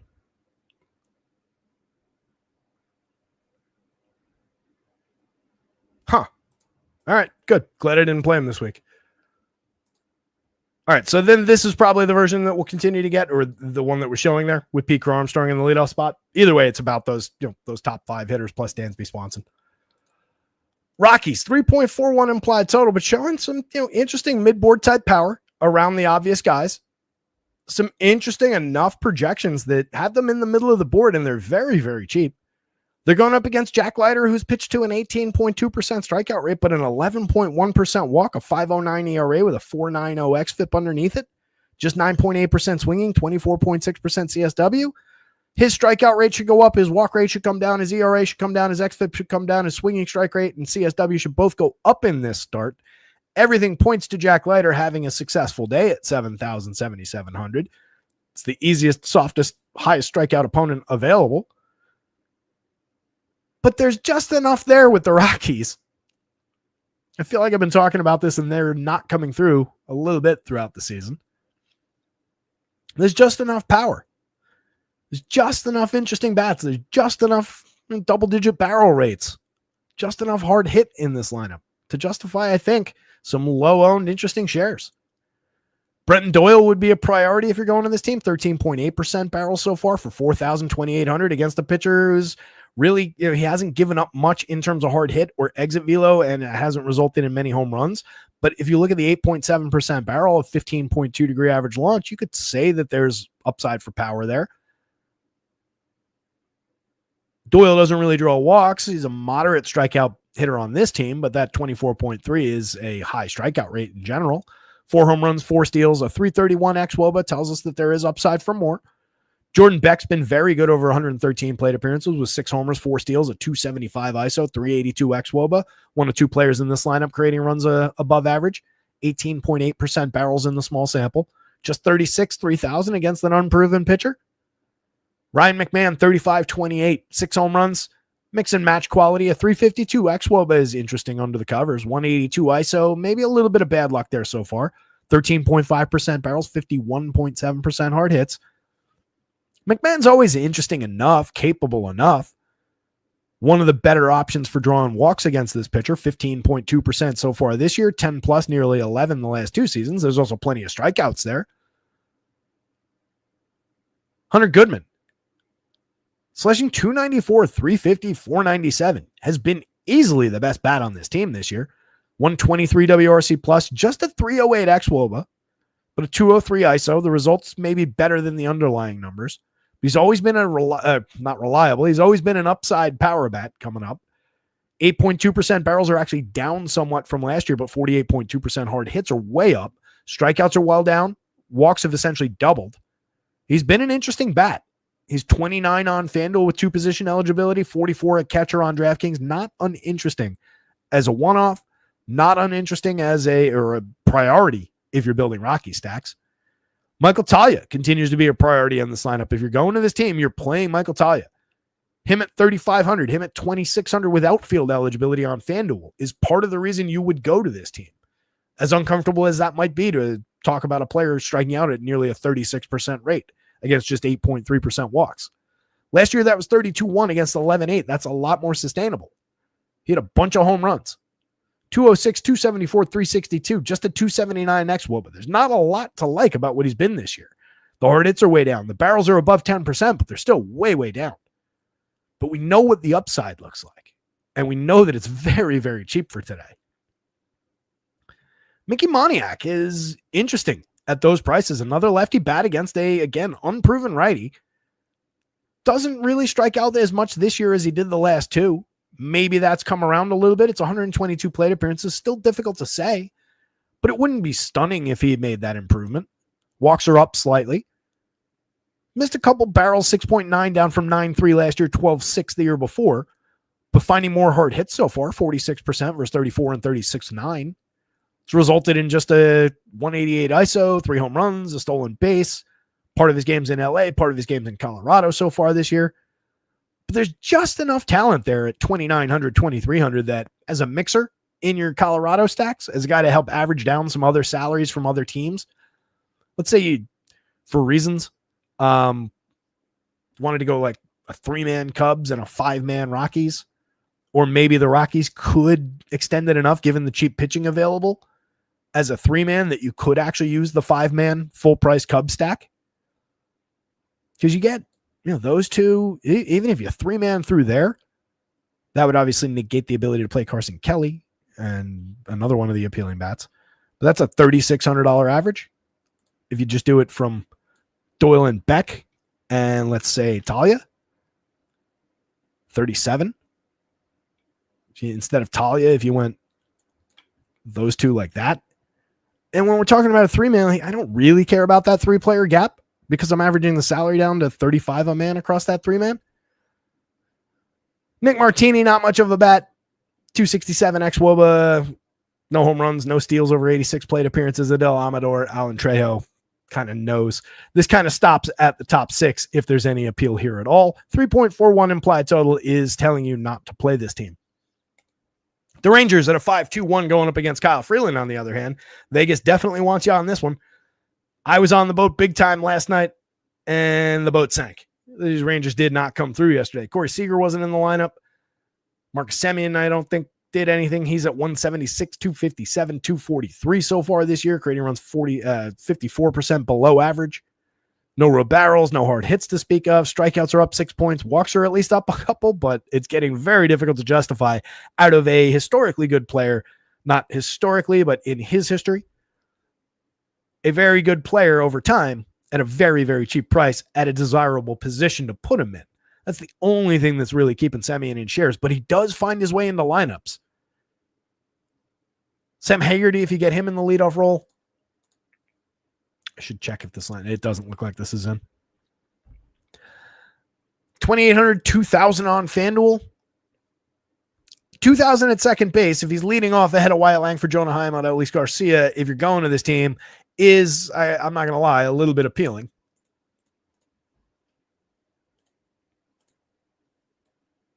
Haggerty last year, just 16 plate appearances, 108 2 years ago, 253, 364, 341, 201. Back in 2022, he hit 5 home runs, stole 13 bags, got on a 335 clip, created runs 14% better than average. That would make him interesting if there was any sustainability in that. Corey Seager also added to the injured list.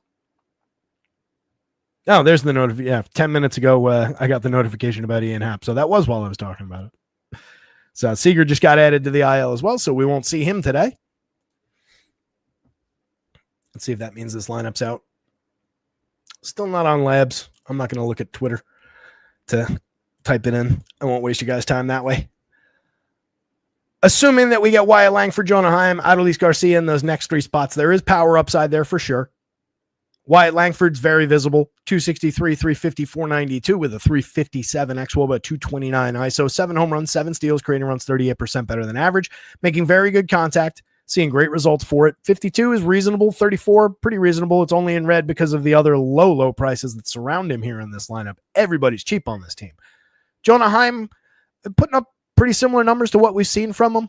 It's always moderate contact, but he doesn't strike out a lot for a catcher. He draws a fair walk rate, 5.77 in the home run model, 5 homers on the board this year. He hit 13 last year in 491. He hit 18 in 501 the year before, 16 in 450 back in 2022. So there's mid-board type power from the switch hitting catcher. Adolis, 4,000, 3,000, 5 home runs, 5 stolen bases. A 336 xWOBA is supported a little bit by all this premium contact that he makes. Strikeouts are actually down a little bit, but so are walks. On base is way down. ISO is way down. A lot of negative results here, but it's a hitter that averaged 30-plus home runs over the last 5 seasons. 39 home runs 2 years ago, dipped to 20 whatever last year. 26? 25. It's tremendous power, and he's making better contact than he was last year. I'm still very interested in Adolis Garcia, and if I can get him against this pitcher, definitely sign me up.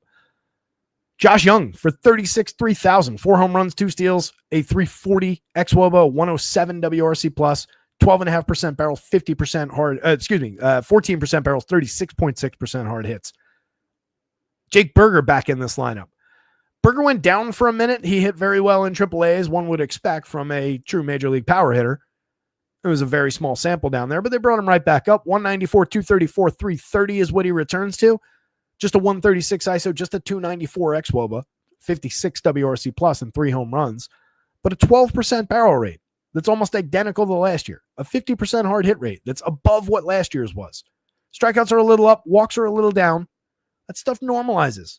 Still a very good power bat. He's 2,800 on DraftKings. He's 2,100 on FanDuel. 8.91 in the home run model against Kyle Freeland. Say what you want about Kyle Freeland. One of those things would not be that he's a very intimidating pitcher on the mound. 17.3% strikeouts last year, a 5.16 ERA with a 4.38 xFIP. The xFIP's fine, but it's not good. Not against that kind of a strikeout rate. No swinging strikes. Not really a good CSW. Way too many guys on base given that 5.3% walk. So a lot of bad BABIP results when you're allowing that much contact. BABIP tends to work against you. He also allowed a 10.6% barrel last year on a 15.2 degree average launch. Gave up 4.49% home runs. Super gettable for power. You can see what Stuff Plus thinks of his arsenal. 19 points below average last year. This year it's come up somewhat in his 8 starts. He's cut launch angle. He's cut barrels. Hasn't allowed many home runs yet. Swinging strikes are somewhat up. But these numbers so far completely defy what he's been over the last couple of seasons, especially in terms of the power numbers and those swinging strike numbers. And even with the increased swinging strikes, even with an increased CSW over the last couple of seasons, he's finding fewer strikeouts than he did last year. This is not a good pitcher. This is a guy you want to attack aggressively. 3.46 xFIP is nice under that 6.41 ERA. Gotten unlucky for runs, I'll say that. But this is not a good or intimidating pitcher. This is not a guy you would expect to take the bats out of the hands of this team. Ezekiel Duran, Evan Carter down lineup. Carter's definitely appealing. 1 home run, 2 steals in 26 plate appearances so far. Very talented hitter. 14.3% barrels in the tiny sample. 15.4% strikeouts.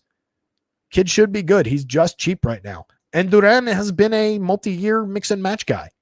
He's always cheap. He usually fills multiple positions. Move him around the board a little bit if you need to average pricing down. He's serviceable. He's not what I'd call good, but he's capable of putting that up over an extended sample.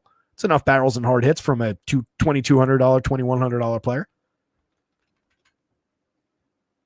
Rangers bats. Jack Leiter, because of how cheap he is and the true ceiling that exists there. Leiter could go out and strike out 7 or 8 today without much fanfare. He could also go out and not find those strikeouts, put a couple too many guys on base, and give up a home run, a key homer to Hunter Goodman, Michael Talia, that completely breaks his day. Not a safe spot, but I'll rank him above the Rockies, and then for all those reasons, I'll put the Rockies on the board underneath him. No Kyle Freeland.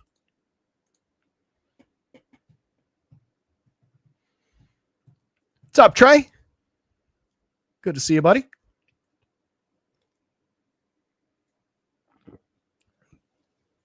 Judge is looking like the best player in the league again because he is the best player in the league. Best hitter in the league, anyway. You could argue overall value and so on and so forth, like when Ohtani's pitching, if they ever let him again, which they should not. I know he's very good at it, but he's more valuable as a hitter. But regardless, Judge is the best hitter in the league. Adam Lee's here. He says, like Rays and Barrios value today. I like neither of those pitchers. They both Ray projects out perfectly fine. When I say I don't like either of them, speaking mostly from a not really trusting them sense. In a projection sense, Ray's fine. I don't like targeting that Arizona lineup most of the time. I was talking about liking their upside as a sneaky team against him. He walks too many. He gives up too much power historically. He's had like 1 good season, maybe 1.5 good seasons in 9 or whatever it's been. Not a pitcher I trust at all. I think he's a little bit high priced for that matchup against Arizona. He would be the better of those 2 options. But yes, I don't really trust at all. He can break off a couple of upside starts from time to time. He can find some Ks against Tampa, though. We talked about it. He is in play. 8,800 on FanDuel, a lot less upside there. 7,800 on DraftKings, a lot more usable there. Just thought it was funny, Adam, that you nailed 2 pitchers. Like, if I was talking about the pitchers that I like and trust in like a real life baseball sense, those would have been 2 of my lower ranked guys. So I had to go into it. But yeah, totally with you. I think there is upside there. Like Barrios' floor. And that's, that's not incorrect to say. Like I said about this 3.8 implied total at the very beginning of the show, it fits perfectly between his current year ERA and his current year xFIP as far as like expectations. That's around what they should put up today. Obviously, there's upside beyond that. Similar with last year, similar with the year before. Fits right into what he typically gives up / should give up. But that Rays team is just interesting enough. They're also just cheap enough That against a pitcher who can give up some home runs, you chase, in my opinion, I'm on the other side of that equation where I'd rather chase the upside of the bats against on the bad Barrios day. Also on a deep pitching slate. I don't disagree with that Barrios would evade some chalk, but I do think there's other options for that. Depends on what you think of some of the other spots. $9,700, $10,200 Chris Bubic on a different tier, pitching like a different person this year. 1.69 ERA, a very nice 3.51 xFIP, but that's notably higher than that ERA. Probably a little bit of good fortune on his side so far. 24.2% strikeouts, a very nice 13.7% swinging strike rate to support the upside. 30.6% CSW. Like I mentioned at the beginning of the show, this was a pitcher that some people were calling Nesco on Twitter, one of them. He mentioned that in a very prominent tweet that he sent out yesterday. Like, no, hey, I was one of the people that supported this. And he wasn't wrong so far. You see it from last year in 30 1/3 out of the bullpen, 32.2% strikeouts against just 4.1% walks, 14.8% swinging with a 34% CSW. It was tremendous in that relief role in those outings. Missed barrels, didn't allow any kind of launch angle, 3-degree average launch. Obviously, he can't pitch at that same max effort as a starter, but he's managed to translate a good amount of that into what he's done so far this year. I just don't love attacking this Astros team, especially not when they're going to stack the lineup like this with righties, most likely. See if we got it. We do. I believe it is all those hitters. So I'm still, while I think in the uptick in quality, I don't know that I'm as much of a Bubic believer yet to want to really target this Astros team with him. Even with their downturn, even with more strikeouts in the lineup, there's still a fair amount of walks. There's still a lot of quality here in the, I want to say Altuve, but I probably shouldn't, given the 269 xWOBA underlying some underperformance. I really shouldn't say it about Christian Walker. Yeah, basically everybody's underperforming except for Jeremy Pena, who I don't actually like. It's difficult to justify the way I feel about this spot, which is good because you don't want to hear about my feelings. You want to hear about what the numbers are saying. So numbers more on Chris Bubic's side. And yeah, the matchup's got to favor him at this point with the Astros where they're at. You've seen a little bit of a surge from Jainer Diaz recently. He's up to 244, 271, 393. Long way to go in the on base. Little bit of power showing with 4 home runs on the board, a 330 xWOBA, making better contact at 9.1% barrels now, 36.4% hard hits. Still a long way to go there too. Strikeouts are normal, 17.9%, 2.9% walks. That's what he typically does. Very low strikeout, but also very low walk. So usually we're getting super high quality and very frequent bat on ball. This year he was limited a little bit in terms of the quality, and it hurt him early on. But it's a hitter I still fully believe in. For 3,400, that remains a very usable catcher one-off and a priority bat in Astros stacks. 5.89 in the home run model too. Walker at 36.29 is very, very cheap for a guy who's been a tremendous power bat at first base over the last handful of seasons. 218, 293, 361. I don't think that's where anybody expected him to be. 9.8% barrels and 45.1% hard hits, down from the last couple seasons, but still quality there. 302 xWOBA, but not really showing much of it. The 143 ISO is results-based, but not showing any upside. 28% strikeouts are well up from last year. Walks are down. It's been a problem for Christian Walker so far, but you expect life out of that bat. Matchup against a tricky lefty, not ideal for him. Isaac Paredes, at least he's at home. We've talked about that home ballpark in the left field corner enough. 380 on base so far this year, though. He's been interesting. 331 xWOBA with a 130 WRC plus. Doesn't really strike out. He draws a ton of walks. So even when he's not homering, there is a little bit of correlated scoring upside there. But the days where he truly goes off are the days where he gets on base twice and also homers. So that's the upside that you're chasing. 37, 3,000. He would be a priority from the right side against this pitcher if you go to the Astros. But maybe not a reason to go to the Astros against the pitcher who's, again, pitching really well. Altuve's still expensive at 46, given the underperformance, given the very concerning 269 xWOBA over 164 plate appearances. Low strikeout, medium walk, typical there, Barrels are down a little bit. Hard hits are right around where they've been. But we're seeing some slippage in Altuve. And without Kyle Tucker, without Jordan Alvarez to provide support, it is a little bit thin right now at that price. 29 on FanDuel is a different story. You also get him in at second base eligibility, which is where I would want to put him. Pena at 38, 31, 292, 347, 435. He's been effective. Creating runs 23% better than average with a 350 XWOBA, but saying there's a little bit more to come. 14% strikeouts is down from last year. 6.4% walks is well up. We've seen good stretches like this from Pena, and then he typically normalizes back to these kind of performances. 260s, 320s, 308 last year, 15 home runs, 20 steals is fine. 10 home runs, 13 steals is fine. But he's not really this level of player. I still expect the normalization around Pena. Jake Myers, Cam Smith, Brendan Rodgers, down lineup. Mix and match quality. Gotten some upside out of Myers, 298, 362, 421. He's stolen 7 bags. He's creating runs 26% better than average. One of 3 players above league average so far in this lineup. I don't love 3,900, 2,700. Those are fine.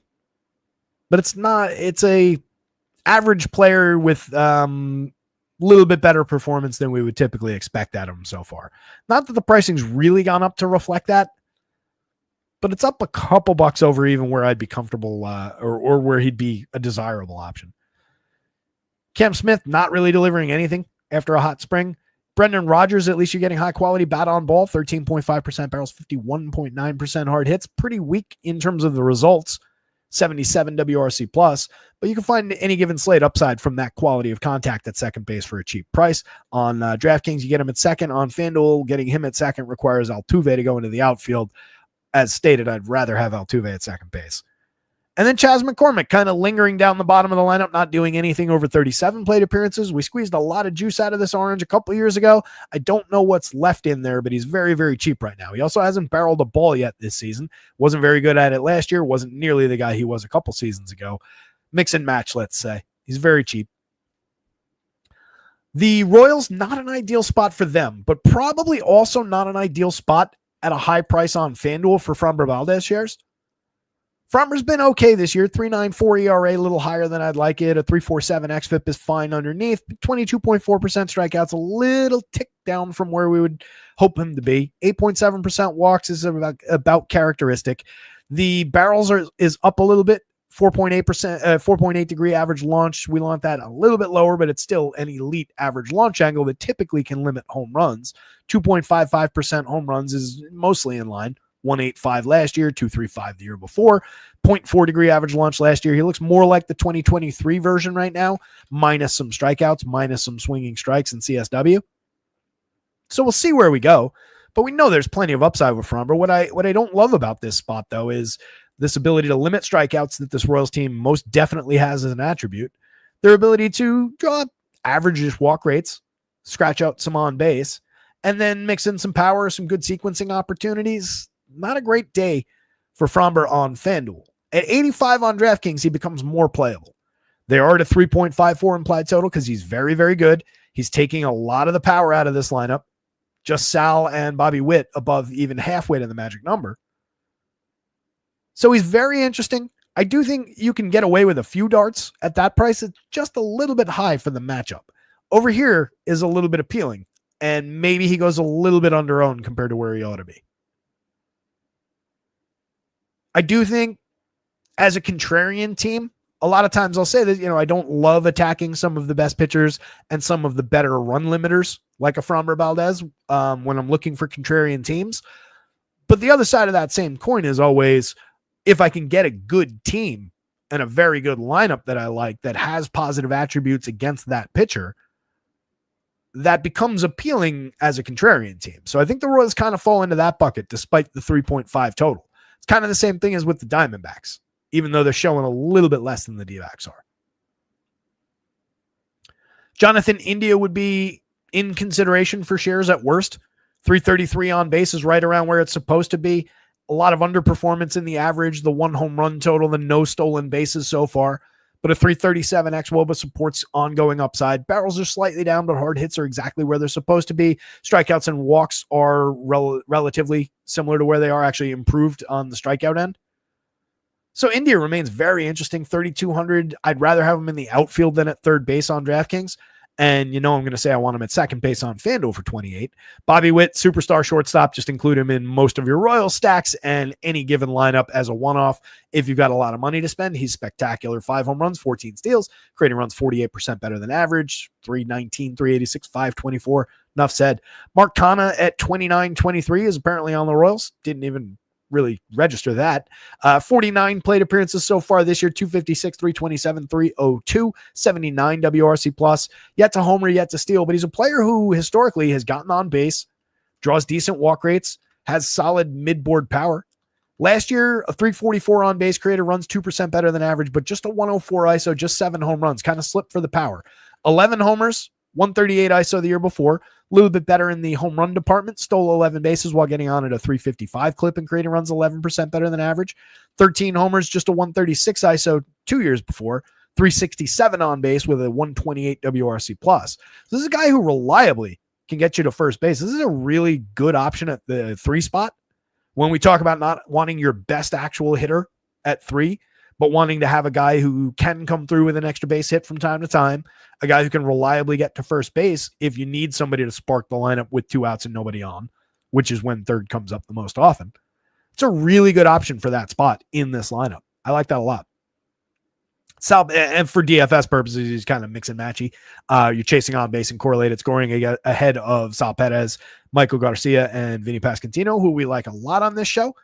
Vinny up to just 223, 273, 73, a long way to go to find his quality, but he has hit 6 home runs, showing a little bit of power upside. 9% barrels is up over the last 2 years. That's the improvement we've been hunting with this player. It's just some of the other things have been broken around it so far. We've talked about it quite a bit on this show so far. 44.8% hard hits is in line with the last couple of seasons. We just need the timing to fully engage. 3,300, 2,800. He is a bargain right now. 4.13 in the home run model against a very good pitcher. Michael Garcia, 45-32, a player who's shown us all the improvements we asked for. 295, 361, 456. He's created runs 29% better than average, getting on at carrying a 366 xWOBA under the covers. 6.3% barrels, almost double from last year. 47.6% hard hits is up. Cut strikeouts, improved walk rate, stealing bases. He's got 10 on the season. Michael Garcia is just good. We talked about that on opening day. Hunter Renfroe, Kyle Isbell, mix and match guys for cheap prices at the bottom at the absolute best. Isbell at 280, 288, 440, 237 xWOBA is the true number. The 280 average is coming down. The 288 on base is realistic. The WRC plus is coming down. The 3 home runs are kind of uncharacteristic in that few plate appearances. Hunter Renfroe has been kind of shot the last couple of seasons and showing no signs of life right now. Freddie Fermin, the backup or the second catcher in this lineup, is the interesting bat down here. Over 82 plate appearances, been kind of mediocre. 247, 284, 299. We expect more hit tool and more on-base skills. Another catcher who puts frequent bat on ball, but not super high quality bat on ball. A couple years ago, he did hit a little bit better in terms of power. 9 home runs, 281, 321, 461 with a 180 ISO in 235 plate appearances, as reflected by this contact. Last couple seasons has been more about the average, the on-base skills, but a cheap option at 2,600. Kind of competitive with Keibert Ruiz, but Keibert was hitting up this way against an equally talented pitcher.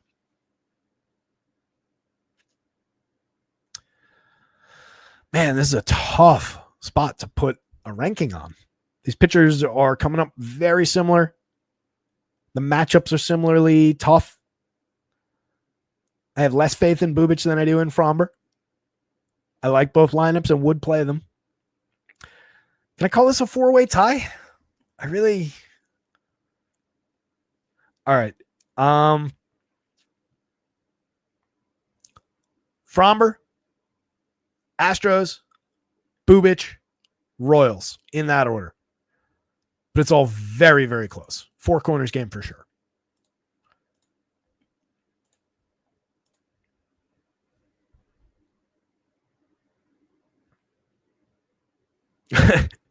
Monty says, with Fromber, you never know how well his psychotherapy sessions are going. Pregame, emotionally a roller coaster. Just hope he had a good meditative session before he starts. Head case. Gun's here. What's up, Gun? Or was here a few minutes ago. Philip Rivers give. Ricky Lee says we all know Soto is better hitter than this Judge guy. He gets paid more too.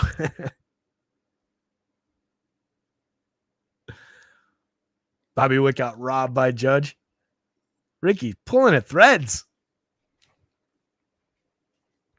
Yeah, Adam Yiner got a ways to go still with that positive regression. That is too good a hitter to be languishing down where he was. It looks like no O'Neal Cruz for Pittsburgh. Man, wow, that's a really bad lineup. If that game plays, that's a bump to Kodai Senga. Makes him even more appealing. That's a different version than we had. But so we got no Cruz, no McCutch, Ji-Hwan Bae in the lineup down bottom, Triolo, Isaiah Kiner-Falefa hitting second. Alexander Canadio is an interesting hitter given the quality of bat on ball that he provides. Some good bat at ball events there, but the results are all over the place, and against a very, very good pitcher, that's kind of difficult. That's a really bad Pittsburgh lineup. They're hoping for a rain out with that one. Angels in the pods. Doesn't look like these are in yet. Dylan Cease, love the option today. 8,300 is stupid. Even 9,000 is cheap. But 8,300 is just dumb. 4.91 ERA, we don't care. 3.79 xFIP, good. 14.4% swinging strike rate is what you want to focus on. 107 marked by Stuff Plus. Dylan Cease is a still elite strikeout pitcher when he's on. Last year, it was a 120.8 Stuff Plus rating, so it has come down somewhat, but this is still appreciably above average, and he's still finding his results with it. He's lost a little bit on the called strike. He's down, 0.3 in swinging strike? I don't think we're holding that against him. A little bit of bad luck in a 1.41 whip. That was 107 last year. 8.5% walks. He's walked a few additional hitters this year. He hasn't managed to put away a couple of hitters. Missing on the edges a little bit. But capable of monster performances. Somebody asked, I think it was after the show ended last time out when I was ranting and raving like this about Dylan Cease. I think it was for that Yankees matchup. And he was in Discord. Somebody said, is Dylan Cease shot? Should I consider him? Oh, that was the question. It was the day where he and Charlie Morton were both pitching. They said, is Dylan Cease kind of like Charlie Morton? And I was like, for one, there are very different points in their careers. Cease is 29 and Charlie's 137. But more to the point, Cease is like where Charlie was when Charlie was elite in terms of strikeout for a couple of seasons. Cease is like a 30+% strikeout pitcher. Last year, 29.4, the year before, 27.3. Call it 30%, not 30% plus, but you get me. And those swinging strikes tell us for sure that there's upside for more. Went out that night, not that we were sitting, I'm not patting myself on the back. I'm just using this as an indicator of what the true upside with Dylan Cease is. Faced the Yankees 6 2/3 that night. 1 earned run on a solo homer. Struck out 9, walked 2 over 6 2/3, 24 hitters. Didn't get the win because, Yankees. I don't really know what happened. I don't remember. But monster strikeout day. Paid off the very cheap price that he was at in a big, big way that day. And honestly, DraftKings hasn't done anything about that price. 8,300 against the Angels lineup that's currently striking out at a 30.2% clip. Some small sample in there, 44.4% for Matthew Lugo over 9 plate appearances. We'll take that out. Now we're at 28.4. You don't want to target that with one of the best strikeout pitchers in baseball over the last couple of seasons? Or I keep exaggerating a little bit about his strikeout quality. One of the better swinging strike pitchers in baseball. It's a great option at 8,300. 9,000 on FanDuel. I love it. He projects at the top of the board against this Angels team. Jose Soriano, 63.78. I've talked about his stuff a few times. Doesn't rate great by Stuff Plus, but he's got a high velo fastball. He's got the ability to cut launch angle. He should see better results than a 4.0 ERA. 3.53 xFIP is indicative of that. He's still walking too many, putting too many guys on base, 10+% walks, 1.53 whip. Both of those are problematic. But he's been very good at keeping the ball down. Negative 0.5 degree average launch as a starter over 45 innings, 8 starts. Lost some hard hit. Hasn't really lost home runs despite a couple barrels sneaking in there. And that's all about that, keeping that launch angle down. Barrels include launch. So the few mistakes haven't still burnt him. 10.8% swinging indicative of a little bit more strikeout upside, just 19.1% so far this year, 20.7 last year, over 20 starts, 113 innings, but was at 30% in 42 relief innings 2 years ago. For 63, for 78, the only thing really working against the upside of the discount play is this low strikeout Padres lineup, which is kind of problematic. You can't really take Luis Arraez's completely ridiculous 2% out of there because he was at 4.3 last year and 5.5 the year before. Luis Arraez just consistently and constantly puts bat on ball. The results can come and go sometimes. Right now, he's only at 288, 327, 410, just a 278 xWOBA. No barrels so far this year, sub 18% strikeout rate. Not that those are dissimilar from what he's done the last couple seasons. But you can't take that strikeout rate out. You get a couple higher strikeout rates down this way with Gavin Sheets and Martin Maldonado. It's not that there are no Ks here, but this is a very good low strikeout team. You've got a true superstar in the leadoff spot in Fernando Tatis Jr. at 6,200, 4,000. He's at 10 home runs, stolen 8 bases, getting on at a 382 clip, 243 ISO, creating runs 64% better than average. Doesn't strike out, draws his walks, crushes baseballs. Absolute priority if you're going to the pods at a 4.5 implied total and could easily ruin Jose Soriano's day. But you do have the wrinkle that, again, Soriano can keep the ball down. That's not holding him down like Framber's ability over longer samples is holding down these Angels. Different kind of story. Even with this at a negative 0.5 so far, it's not having the impact like you see here. And that's for purpose. It's supposed to be that way. But if Soriano keeps doing what he's doing this year, these could be arguably lower. Machado at 9.75 for just 3,400 at third base on FanDuel, 5,500 on DraftKings. Manny Machado is quietly slashing 331, 394, 486 with a 418 xWOBA. Just a 155 ISO, just the 3 home runs. But creating runs 50% better than average. Barreling the ball 11.5% of the time in batted ball events, 56.6% hard hits. This is the elite version of Manny Machado.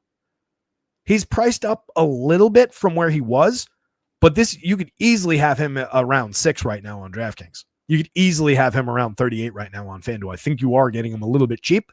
Again, this pitcher might sap a little bit of home run upside, but given what Manny's been doing and who he is over time, that's a great option if you're going to the pods. Absolute priority. Jackson Merrill is 6,000, 4,300. Over 65 plate appearances, he's slashing 467, 492, 767. Something tells me those will come down somewhat, but it'll be interesting to see how far. 19.6% barrels, 49% hard hits, a 465 xWOBA, creating runs 152% better than average. You think they missed him while he was out? Xander Bogaerts at 48.29. It's been difficult to see with Bogaerts. 3.7% barrels, 38.9% hard hits. The hard hits are up over the last 2 seasons. The barrels are slightly down. The strikeouts are slightly up, but the walks are up. 239, 323, 348. Just a 302 xWOBA, just a 109 ISO, 91 WRC plus, a couple few counting stats along the way. 48, getting difficult to justify. 29, a little bit more affordable maybe on FanDuel with that second base eligibility. Still playable. A little bit of a correlated scoring option, given the 17 runs, the 17 ribbies. Not that we like talking about either of those stats as anything predictive. But from a fantasy scoring sense, that is where he contributes a little bit, even though it doesn't come through in that WRC+. Jake Cronenworth back in the lineup. Over 63 plate appearances. He's at 3 home runs. He's got a 364 xWOBA, 229 ISO. Put typical quality bat on ball. He's all right. 43-32 is not bad. You prefer him at second base. Gavin Sheets at first, 45-29. Kind of a mixer. 5 home runs. A good start to his year over 127 plate appearances. 55+% hard hit rate is way, way up over the last 2 years. The barrels are up a couple of points. Still cheap enough. Probably want him in the outfield on FanDuel rather than occupying first base. But he's just barely good enough, especially against this pitcher, that you could use him at first on DraftKings. 302, 354, 491 so far. 349 xWOBA says it's basically real. A 140 WRC plus. Then you get Jason Hayward and Martin Maldonado, who a lot of people probably would guess had retired a couple seasons ago. Both of those players. On the Angels side, if you choose to target Dylan Cease with the Angels, you're doing it with an extreme high strikeout bunch of hitters, but you want Zach Neto in there, 4,500, 3,300, 5 homers, 7 steals so far, 233 ISO. He's been tremendous over his 93 plate appearances, just kind of continuing an excellent season from last year while pushing barrels up in the small sample, pushing hard hits up in the small sample. Still cheap, 45-33. He's just facing a very, very good strikeout pitcher, and he does strike out. This is not a low strikeout player. Nolan Shanuel, good on base option against a pitcher who could absolutely walk him 3 times. 338 on base so far, an 11.2% walk, just strikes out at a 14.5% rate. Kind of a priority bat. If you're going to Angels, he'd be part of the reason why, just with those on base skills. Gives them opportunity, kind of feeds the machine a little bit. It's just the lack of a Mike Trout is glaring in this lineup. Having Joel Moncada hitting after that, 4,000, 2,800. It's been okay. 369 xWOBA. He's put good bat on ball with a 19.4% barrel rate over 56 plate appearances and fewer batted ball events. But at least there's something to cling to. 156 WRC plus so far in the small sample. We've also seen Joel Moncada really, really struggle over a handful of seasons. Jorge Soler, realistic power upside, 12.9% barrels, 38.7% hard hits. No lineup yet. 6 home runs is kind of disappointing output in 154 plate appearances. The 191 ISO is a little results based. The 319 xWOBA doesn't tell us anything that we don't know. We're just kind of riding on faith that we get a couple more points of hard hit, maybe a couple more barrels along the way that turn into a few more home runs and kick that pace back up to where we expect it. It's been okay for Soler, but not super valuable. 3,500 though on DraftKings. If you're going to this team, is a great price for him. 3,000 on FanDuel is an average price. Taylor Ward, 34-28, 9 home runs, but a lot of meh in that slash line. 295 xWOBA, 71 WRC plus are concerning. You're getting some cheap bat on ball and some cheap upside for a home run, but not ideal. A lot of strikeouts there too. Logan O'Hoppe, with all the power upside, striking out at a 34.1% clip, doesn't really walk, but when he puts bat on ball, ball travels. 9 home runs on the board at 231 ISO, 338 xWOBA supports the upside, 17.9% barrels, 50% hard hits. Lugo has put good bat on ball in his 9 plate appearances. Got a home run on the board. We'll see where we go. 2,300, 2,000 outfield on DraftKings, shortstop on FanDuel, because why not? Kyron Paris, 33-25, mix and match player at best. 6 homers, 5 steals, and a lot of bad in that slash line. The 211 ISO is betrayed by the 293 xWOBA.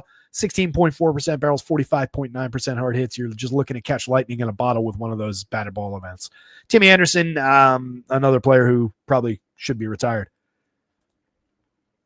Not that he's even that old. He just got really bad.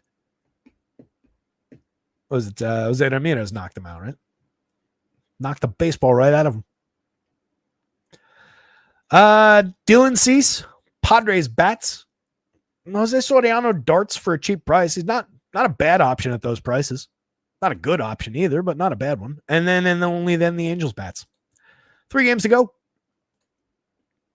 5:30. We'll be out of here at a reasonable enough hour. Mariners lineup is in. The Diamondbacks is in while I'm here. I'll grab that one too. We'll talk Max Fried. Max is terrific. Max is one of the better upside options for average depth of start in terms of just innings pitched. Getting through 6, qualifying for the quality start. Getting through 7. Gives you mid-board type upside for strikeouts. This year he's at 22.6 on a 9.1% swinging at 27.4% CSW. Last year that was 23.2 on 10+% swinging, 27% CSW. Year before 25.7 in 77 and 2/3 innings over 14 starts, 11.7% swinging. Typically we're expecting Max to be maybe slightly better than this for strikeouts, but everything else has been fully engaged, and the strikeout, we'd be talking about a percentage point and a half, not much. For 10-8, 10-5 against a free swinging Mariners lineup, he could absolutely find his upside for Ks today. He's got a very good shot at suppressing the power that exists in this lineup. This is a pitcher with which you can see that coming through in the home run model. Just 2 guys above the magic number, or above halfway to the magic number, Julio and Cal Raleigh, who would be the 2 guys you would expect. But Max is excellent at cutting launch, 7.4 degree average launch this year. Very good at missing hard hit, exit velo. Last year, it was a 3-degree average launch, similar kind of numbers in the hard hit exit velo department, sub 2% home run rate. That goes on over time. So he's very, very good at keeping the ball in the yard, pitching deep into games. Against a team like this, you expect the Ks. The ballpark is on his side. Vegas total at 3.28 implied runs is on his side. A lot of upside for Max. Just challenging at the price. But like I said at the beginning of the show, you hope that that price just keeps people off of him. Keeps the ownership down a little bit. So great option there. And then Brian Wu, 93.99, 25.3% Ks against just 4.6% walks, 3.25 ERA against a 3.50 xFIP, a sub 1 whip, inducing a 12% swinging strike rate. CSW's down a little bit, but it hasn't hurt him in walks or anything like that. This is Brian Wu doing Brian Wu things. 6.6% barrels, limiting hard hits and exit velo, 2.3% home run rate, 1.04 by Stuff Plus is right in line with where he was last year when he had this kind of a season. He's improved the xFIP a little bit, bringing that down. But everything right now just jibes completely with where he was last year. The strikeout rate is more in line with where it was 2 years ago in the small sample or the medium sample. Brian Wu is just good. He's got the Yankees checked down under 4. We're seeing glaring home run upside with Aaron Judge. I think that's the top number on the entire slate, 14.89. He's 6,400 cheap pitcher price on DraftKings. He's 5,000 on FanDuel. 14 home runs. He's slashing 414, 500, 783. Over 186 plate appearances. Aaron Judge has been on base half the time. 510 xWOBA. Suggests that he's slightly underperformed. 255 WRC plus. 155% better than average by WRC plus for run creation. 25.8% barrels. Ben Rice slowly cooling. 256, 360, 558, still a 302 ISO, 9 home runs on the board, still makes good contact from time to time, but we're slowly coming down. We're not above 20% barrels anymore. We're not above 60% hard hits. It'll be a gradual slide because he is actually decent. He does have a good eye at the plate. 24% strikeouts, 10% walks is about realistic. Maybe it goes up slightly to like 27 and 11 like it was last year, or 27 and 9, something like that. There's enough upside to keep rolling him out. 4,900, 3,600. He's cheaper on DraftKings, more playable over there. Catcher eligibility that doesn't matter at all on FanDuel. If he ever captured that on DraftKings, it would be interesting. Not that Austin Wells is a bad catcher option in this lineup for DFS. You get 8 home runs out of him, 264 ISO at 328 xWOBA from down lineup, 13.1% barrels, 45.5% hard hits. But if I could have that from the 2 or the 3 spot where Ben Rice usually is, so much the better if they gave him the catcher eligibility. Paul Goldschmidt, the old man, 4,200, 3,400, very cheap on DraftKings given the quality so far this year. They're still pricing him like last year. Even last year, he showed a big surge at the end, got up to a 10.6% barrel, 48.1% hard hits. This year, he's hit 4 home runs, 9.3% and 38% in the barrels in the hard hit department. The hard hits are down somewhat, but I don't really care if he's going to slash 350, 398, 497 the whole way. 363 xWOB underneath that, and he has come away with 4 home runs while creating runs 54% better than average. It's just a very, very good option. 4,200 is way too cheap. FanDuel has got it about right at 34. Positional conflict with Ben Rice is not ideal. Another good reason to give Rice catcher or some other eligibility is just have a DH or util spot. Between the two, you could go easily either way. There's probably a little bit more appeal in the maybe slightly lower ceiling, slightly lower like absolute ceiling, but probably much more stable floor for a appreciably cheaper price at the same position that Paul Goldschmidt gives you. You do have a slightly higher peak with Ben Rice given the power upside. 4,400 for Cody Bellinger, who's kind of slowly rounding into form. 230, 303, 385 still looks ugly, but a 324 xWOBA to tell us that some things are normalizing. 10.2% barrels, most notably, is up. 41.7% hard hits is up. 6.45 in the home run model. Very playable part because he's cheap in the outfield. Still with first base eligibility as well on FanDuel for just 29. Probably a better buy on the FanDuel slate. Anthony Volpe, mix and match player on both sides. 6 home runs, 6 steals, a lot of ugly in there. But he does have a 351 xWOBA. He has created runs 21% better than average. He is getting on at a 335 clip this year. So there are some signs of improvement. The 10.4% barrels, the 49.1% hard hits are well up over where they were last year. Looking a lot more like the guy from 2 years ago and actually an improvement on that guy. Strikeouts are up, but they're down from where they were 2 years ago. Walks are up in both cases. So there's some things to like in there, and he is still cheap on both sides.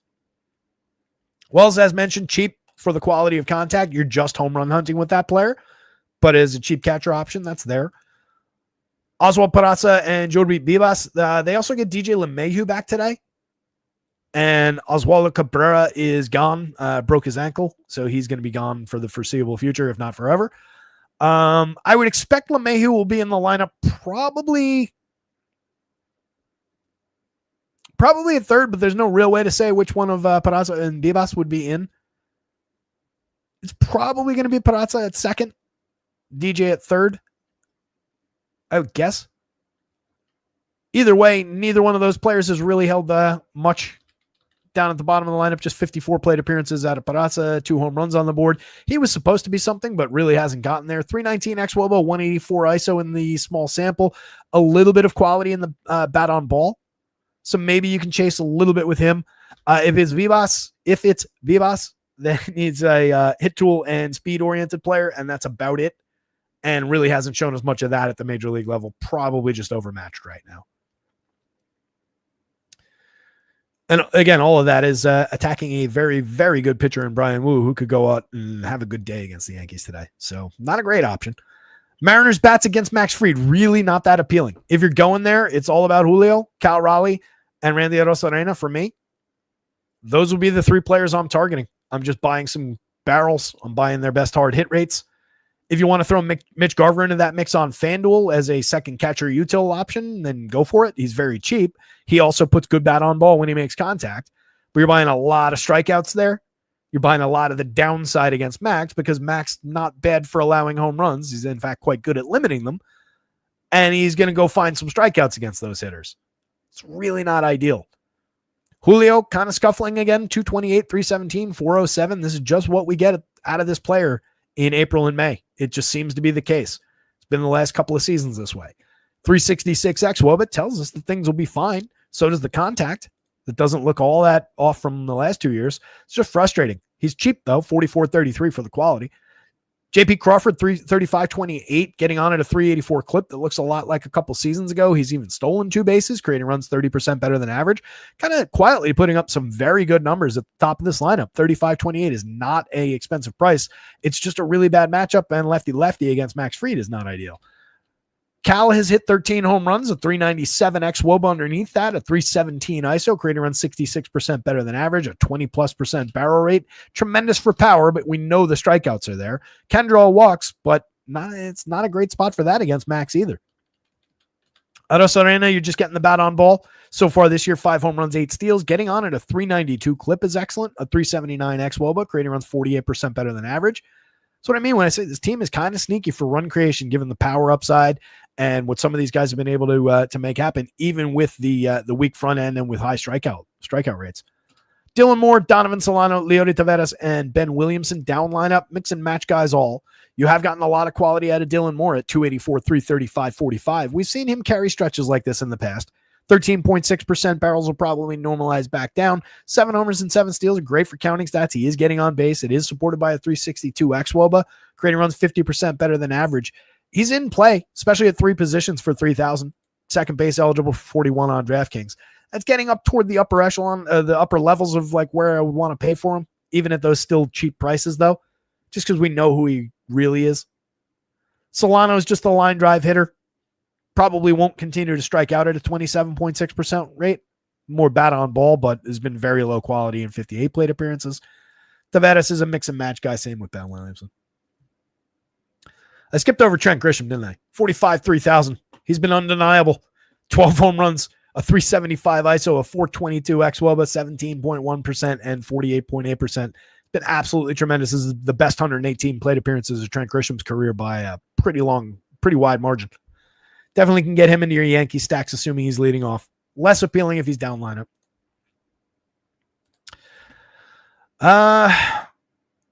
Max Fried, Brian Wu, Yankees bats, Mariners bats. Mariners bats are, I never like to say anybody's off the board, but they're down toward the bottom of the board. Where are they in the stacks tool? Third to last in the stacks, down in the dregs with Pittsburgh and Miami. You can see how the strong pitchers tend to draw some of these teams down.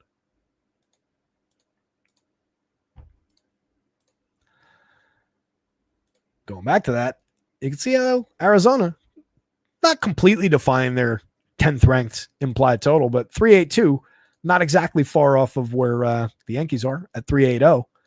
And I like the spot for Arizona better because I think Robbie Ray is a more vulnerable pitcher than Brian Wu.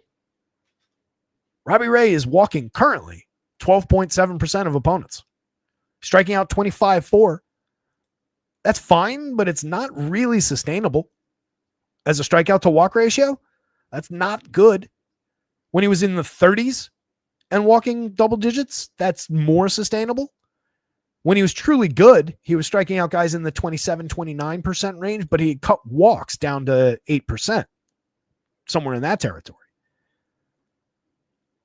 He was still giving up a lot of premium contact and a lot of power, 4.13% home run rate in one of his good seasons back in 22. Last year in the small sample, 4.65% home run rate. Tons of premium contact. So far this year, as people are talking about how he's been good, he's limited home runs to just 2.76%, but a lot of that has been luck. 9.8% barrels allowed on a 14.4 degree average launch, 48.2% hard hits with 92.3 miles an hour of exit velocity on average. He's getting crushed. His batted ball events have gone poorly. 98 by Stuff Plus. He's pitched to a 2.84 ERA, but a 4.19 xFIP is the true number, if not higher. 12.6% swinging strike rate. He can miss bats, no doubt about it. Can miss bats. Finishing off 25.5% of hitters. Too many walks, too many opportunities on base, not enough called strikes to go with those swinging strikes. And these, again, are attributes that are just demonstrated throughout this guy's career. Back in 2021, when he was good, 2.84 ERA, a 3.36 xFIP, 15.5% swinging, 32.1% strikeout rate against a 6.9% walk. That was easily the best numbers of his career.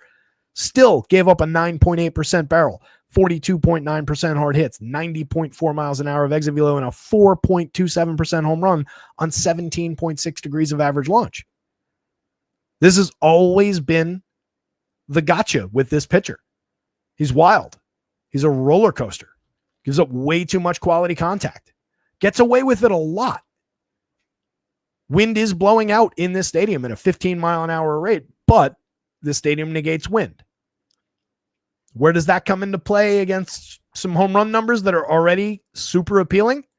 To me, it adds at least a little feather on top of the scale.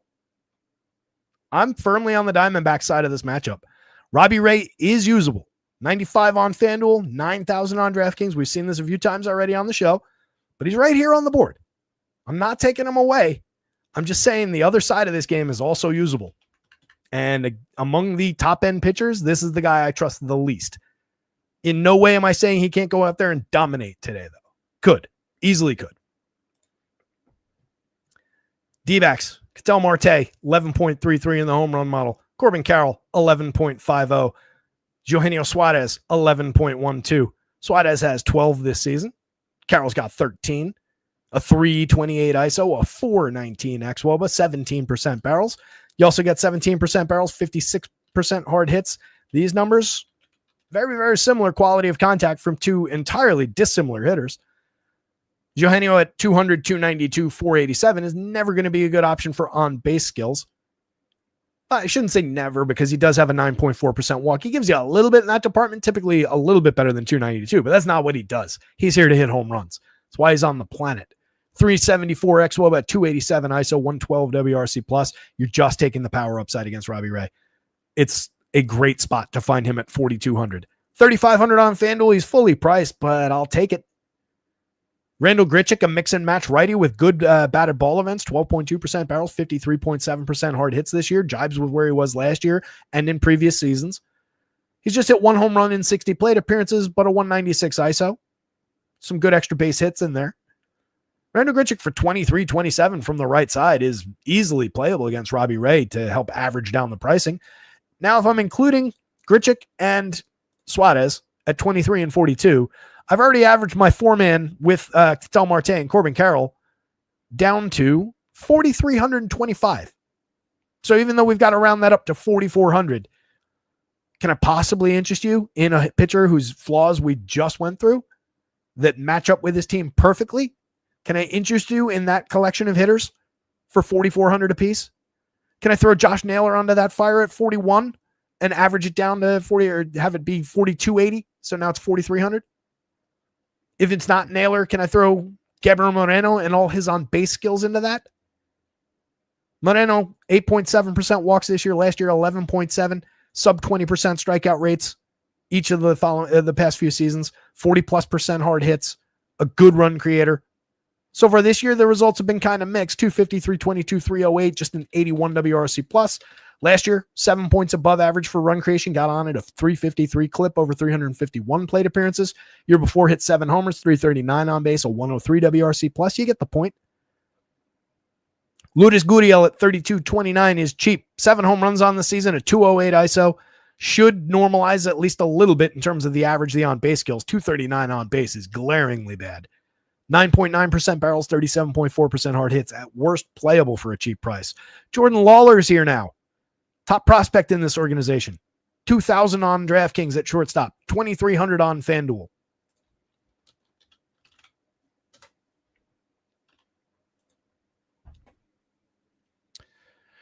Jordan Lawler in 173 AAA plate appearances this season. 336, 413, 579 was creating runs 43% better than average with a 243 ISO, 6 home runs, and 13 stolen bases while striking out 22.5% and walking 10.4%. Even as a rookie, that is a player you can throw at Robbie Ray. 20 home runs, 36 stolen bases in 490 plate appearances, mostly a AA back in 2023. Was in and out last year, made just 104 plate appearances. Was, I believe, injured throughout last year. But dead min price on DraftKings. Okay, so now, for one, you don't have Geraldo Perdomo in this lineup with his elite on-base skills, which I wanted to talk about using as a wraparound. But given the fact that he's replaced by Jordan Lawler at 2,000 or 2,300, that's a great wraparound too. Now I can do this. And now I'm at 3,860. So 3,900 apiece for a stack that continues to include Ketel Marte, Corbin Carroll, Eugenio Suarez with all his power, and now one of the top shortstop prospects in baseball for sub 4,000. Seems pretty good. Tim Tawa, 85, pretty mediocre plate appearances outside of a few counting stats. Mix and match guy. The Giants against Brandon Pfaadt. Fought at 21% strikeout rates, 5.1% walks. There's some good in here. There's some bad in here. He's given up a little bit of power. That's always going to be the gotcha with this pitcher as well. 9.3% barrels, 47.1% hard hits, nearly 92 miles an hour of exit velocity. This should probably be above 4, which would be concerning. There's some downside. At 94 on FanDuel, I don't love it. He projects out as playable. There are some strikeouts for him to go find here. He's good enough to go get them, but there's a lot of pitchers in that range that are better. On DraftKings at 87, there's slightly more playability. 376 implied total for the Giants. He's got a 10.5% swinging strike rate. Needs to push the CSW up a little bit. Last year, he found a 24.3% strikeout rate over 32 starts and 181 and 2/3 innings, though. So there is more upside there. And against a team like this, he might punch that. 23.5% Ks so far for the Giants. If you get Yastrzemski in the top spot. Oh, this is confirmed now. Perfect. Yaz in the top spot. The really interesting one is Matty Chapman moving into the 2 spot, probably where he belongs in this lineup, given the quality of that swing, all the power that he's got. We've talked about that a bunch of times already this season. Love the righty bat from Chapman. 11.2% barrels, 52% hard hits so far this year. He's hit 8 home runs. He's got a 205 ISO, a 365 XWOB, but we should continue to see power upside in the ongoing sense out of Matt Chapman. Elliot Ramos at just 3,900 with a 14.5% barrel rate, just 3,200 on FanDuel. He's hit 7 home runs. He's slashing 290, 356, 490 with a 200 ISO. He's created runs 38% better than average. I'm not entirely sure why he's sub 4,000 on DraftKings against a pitcher who can give up some power, give up some home runs. Seems like an interesting spot. 8.43 in the home run model. Yaz, who I started on, 44.32, definitely playable. 5 homers, 352 ex-WOBA, definitely power there from the left side. He's cut strikeouts notably this year, has pushed the walk rate up over his small sample of 151 plate appearances, still making the same high-quality contact. Barrels are down slightly from the last 2 years, maybe a little trade-off there, but that's reasonable. if he's going to see these kind of results from it, that's worth a point of barrels, especially with 5 home runs and 4 steals on the board, getting on at a 371 clip. Young Lee at 45-33, terrific option, 285, 331, 456. This team gets on a lot. This team hits for medium power. If Willy Adames starts to come around at any point, this team will have even more power upside. He's hit 4 home runs, just a 298 xwOBA, 10.2% barrels and 44.9% hard hits for people looking for the little floaty device to cling to and pull yourself back above the surface there with Willie. At least he's cheap, $3,900, $3,000 for a player who's been very good over time. Wilmer Flores, mix and match guy at worst, 7 home runs on the board, 284 xwOBA is probably the real number. But we know that Wilmer can pop for big games from time to time, and he's very cheap. I just don't love that he's first base on FanDuel, 3,800 at first and third on DraftKings. I just still wish Wilmer was a second baseman. Patty Bailey, mix and match catcher, hasn't shown much quality at all over 118 plate appearances. We know there's a little bit more life in that bat. 5.5% barrels, 42% hard hits last year. Christian Koss, kind of similar. Chris Koss, 2,200 at second base, mix and match at best. Diamondbacks bats. Robbie Ray. Giants bats. Brandon Pfaadt.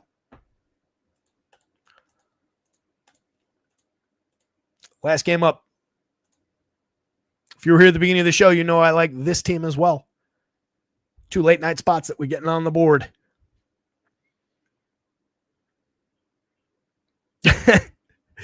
If it's Vivas. Yeah, that's his brother. We actually, in the stands the other day, we nicknamed him Jorbit. One of the ladies behind me they have season tickets on Saturdays as well, said, "Oh, I looked at that real quick and I thought it said Joe Rabbit." I said, "Well, Rabbit would be a good name." He's like 5'7", so he's like a little guy, he's speedy, gets on base a lot, at least in the minors. So I thought for that kind of a player, Rabbit would be a good nickname if he sticks. We'll see if he earns it. 4.01 implied total for the Athletics. I think they're potentially a little bit sneaky as well here. Kind of like the upside. Landon Knack hasn't pitched poorly in his 3 starts. It's 13 2/3. But I think he's targetable given there we go. Given that stretch of power. Given Shea Langoliers. Given, who is that? Lawrence Butler. Kurtz hiding down here at 9.91. So you got 3 guys above the magic number. You've got another 3 guys just below it. You've got one of the best hit tools in baseball right now, leading off, most likely. Still unconfirmed. I love the option to put a cheap Jacob Wilson at shortstop for $4,000 on DraftKings, 31 on FanDuel makes it work. Tyler Soderstrom is the home run pick of the day. We're saying it now. The Tyler Soderstrom whisperer is telling you that this is the day where he hits his first home run since April 17th. 4,700, 3,400. Nice option. Outfield eligible. No positional conflicts. Love the upside. 51-35. Brent Rooker might hit one as well. 10 home runs on the board for him so far. 235 ISO at 379 xwOBA, 127 WRC plus. Look at all the positive run creators here. Good stretch of power. Interesting bats like Miguel Andujar, who over 116 plate appearances is slashing 306, 336, 407. Creating runs 11% better than average. The ISO's nothing. He's more of a contact hitter now. He's super low strikeout, fairly low walk, so you're getting a lot of frequency of contact for very cheap pricing with multi-position eligibility. We like him best in the outfield rather than the corners, but at those prices, you can put him basically anywhere. 5.78 in the home run model, too. A little bit of power upside. Knack in the 3 starts and 1 relief outing. Just 1 home run allowed so far. It's pitched to a 4.61 ERA with a 4.45 xFIP, sub 20% strikeouts, 11.5% walks, too many guys on base, not a lot of swinging strikes, even fewer overall strikes, 7.1% barrels, but 47.6% hard hits and 91.6 miles an hour of exit velo. Jibes with last year when he had a 4.90% home run rate, over 69 innings and 12 starts, 10.2% barrels on a 21.1 degree average launch, 90.6 miles an hour of exit velo. Targetable pitcher with all this A's power, and they are sneaky at the end of the night. Diamondbacks and A's fit very well together, too, given the positioning. Langoliers, super playable catcher, 12.3% barrels, 47.4% hard hits for just $4,000. Gives you some zeros, no doubt about it. But so far this year, we're striking out at a 14.3% rate. You want to talk about one of the most unsustainable numbers in early season returns? That is it. 14.3% is ridiculous for this hitter. 27% last year, 29.2 the year before. That's going back up. But so far, he hasn't really been crushing you with zeros. 8 home runs, 248, 306, 466, a 355 xWOBA, a 218 ISO. Tons of power. Very real. JJ Bleday is another good source of bat on ball. Pretty low strikeout. Very good option for getting on base via the walk. Double-digit walk rates each of the last 3 years. Right at league average for run creation, a disappointingly low 289 xWOBA. 5 home runs on the board, but just slashing 216, 313, 388. We should see more upside out of that player. He's very cheap at 38.27 from the left side. Very usable piece. Lawrence Butler pushed down the lineup because he's slashing 234, 298, 396, and Jacob Wilson up top is at 348, 377, 465. It makes sense, but Lawrence Butler is not without his major upside that he's had at the top of the lineup. If he was hitting first, he'd be above 10 in the home run model today too. 11.7% barrels, 44.1% hard hits. Don't sleep on him just because he's further down the lineup now. 45.32. The downtick is reflected in those prices. 6 home runs, 6 steals, a 309 xWOBA is not exactly appealing. 97 WRC plus, not exactly appealing, but everything we saw from him last year is. Love the upside at those prices. Luis Urias, 29.25, playable. 6 home runs in fewer than 100 plate appearances, a 222 ISO, 331 xWOBA. As we've highlighted a few times on this show, hit a handful of home runs several years ago. Kurtz at just 27.22 now. He finally barreled the ball. He's at 3.2%. Still no home run in 59 plate appearances after mashing his way through the minors in about a year and a half since getting drafted. Not even. I don't even think it's a full season. Maybe they called him up a little early with stars in their eyes, but it's also a situation where they can just sit here and let him develop at this level. And he's holding his own. 269, 322, 327. We just haven't seen the power come through. But I think we get there. We've seen way too many strikeouts at 39%, but I think that comes down. Against Landon Knack, probably not a major league caliber pitcher. This is going to be like he's still in AAA. I like the upside for Kurtz down lineup as a sneaky piece. No positional conflicts above him. It's a great option to average down the price. You just went like this. Now I'm at 4,100 apiece for a 5-man that includes Jacob Wilson, Tyler Soderstrom, Brent Rooker, Shea Langoliers, and then one of the top prospects in baseball. For, again, 4,100 apiece against Landon Knack. Can you tell why I was excited coming into the show about the Athletics and the Diamondbacks today?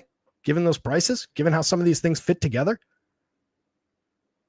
Dodgers pulling a 5.60 implied total. It seems like I buried the lead because it's the Dodgers at the highest implied total of the day going up against Jeffrey Springs. I think everybody's just going to target this spot. 4.81 ERA, a 5.13 xFIP, just 18.3% strikeouts, 11% walks, way too many guys on base, not enough quality, too much power showing. He's super targetable. Everybody knows it. Shohei Ohtani at 14.61. I think that's actually the highest number, slightly higher than Judgy.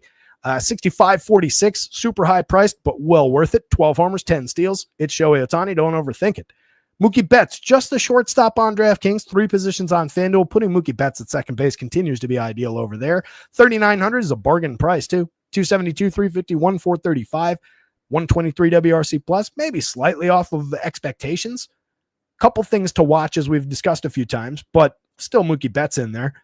Will Smith at 45.32, cheap. He's slashing 314, 419, 476, a 385 xWOBA, 3 home runs on the board. Freddie's at 376, 437, 734. Any concerns about slight downturn in the slash line last year has been completely evaporated. 9 home runs, a 437 xWOBA, suggesting that he's actually underperformed slightly. 14.1% barrels. It's Freddie Freeman. He's well worth those prices. Andy Pajes, 42.32. 6 home runs out of him. 286, 342, 471. This lineup is stupid good. Andy Pajes is proving that they don't need to go trade for Luis Robert. They don't need to go sign Kyle Tucker this offseason like they're talking about. Andy Pajes has been good. I mean, if they can, obviously they would. But Andy Pajes has been really, really good for this team so far this year. Probably more to come, too. Good barrels and hard hits last year. Those are both down so far this year. So you can see even more upside. Enrique Hernandez, Miguel Rojas, Chris Taylor down lineup are all veteran mix and match quality guys at multiple positions. You get them for very cheap. You can move them around the board. Any one of those three guys is playable. What you don't want to end up doing is stacking like three of those guys and just two of the stars in your lineup. Seems kind of obvious, but sometimes you can end up with those lineups. Not saying that can't succeed from time to time, but it's obviously not the ideal way to build this stack. If you ended up with a three-man that was like Will Smith, Andy Pajes, and the guy I didn't mention, the min-priced James Outman, if he's in the lineup, maybe that gets interesting. Outman against the lefty, not ideal and might not be in the lineup. But if you do get him at min-price, there's a lot of upside there once they chase Jeffrey Springs. High-quality bat for those cheap prices. A lot of good contact there. Scuffled in an injury-prone season last year. Chris Taylor was completely shot last year and looks it so far this year. Same thing with Miguel Rojas, or same thing with Enrique Hernandez. Miguel Rojas gives you a little bit more than that, but not a ton of run creation, not a ton of power. It's the obvious guys with the Dodgers. You can kind of fly through that team. Dodgers just because of that total, but again, my esteem and the pick the one I want to actually talk about is the sneakier Athletics there. Really, again, 5-6. Like it. Top value on the board in the Diamondbacks, top home run mark on the board in the Athletics, and you get the second highest home run in the Diamondbacks. Have I convinced anybody that that's a good combination? I hope not. I want that lineup for myself.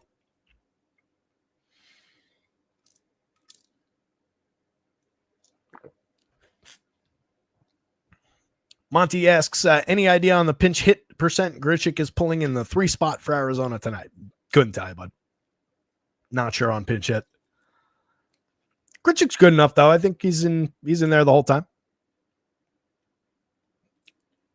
My daughters have rabbits and they should ever. My sister had rabbits as we were growing up, or we had rabbits.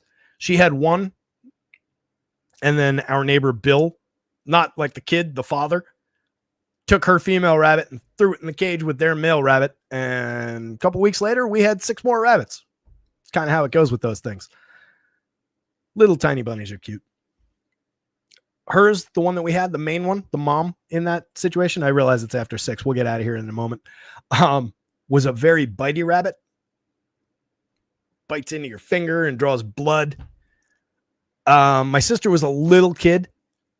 And one night we're all in bed, middle of the night, and we hear this high-pitched squeaking noise. Kind of like the smoke detector battery replacement noise. The hell is that? We were running in. It's coming from my sister's room. We all like startle out of bed, go running in there. She's in bed crying. The rabbit's on the bed, like screeching. And my dad goes, "What the hell happened?" My sister goes, "She bit me on the finger, so I bit her back on the ear." She had bit the rabbit on the ear. Never heard a rabbit make that noise before. And for every day after that, the rabbit would actually growl when it tried to bite you. Never heard a rabbit growl before either. Or snarl, or whatever you want to call it. Anyway, gang, let me get out of here. It's 6:07. I got to get some lineup updates up on the site. Everything will go up in the next couple of minutes. It only takes a quick second to get that in. Last quick look at the pitching board. Looks a lot like this. Love it. If this plays, I love that. That's very high price, but I love the opportunity. That's just spectacular against that team for those prices. A lot of question marks there. Love Arizona on the other side, but capable of getting through and putting up a high score. Tough matchup for a very good young pitcher. Could put up a very solid game against the strikeouts in the Yankees. Love the option at those prices for Spencer Schwellenbach, but a lower strikeout, more challenging Nationals lineup than this Miami lineup that Ben Brown is facing. Tough spot on both sides of this game for 2 very talented pitchers at high prices. Vulnerable. Very vulnerable, but cheap. Vulnerable, but very, very cheap against the worst team in baseball, but they're showing a little bit of upside. Vulnerable, but playable. Like it a lot, especially at 5,600 over here. Even if we're only getting 5 innings, I think there's strikeout upside. High danger situation with Soroka, but very, very playable from down there. Soriano, loosely playable, very cheap dart you can throw. This is where I get into the more not really on the board for me territory. But if we're just taking those guys off the board, look how many playable cheap darts we've got. Look how many high quality cheap options we've got.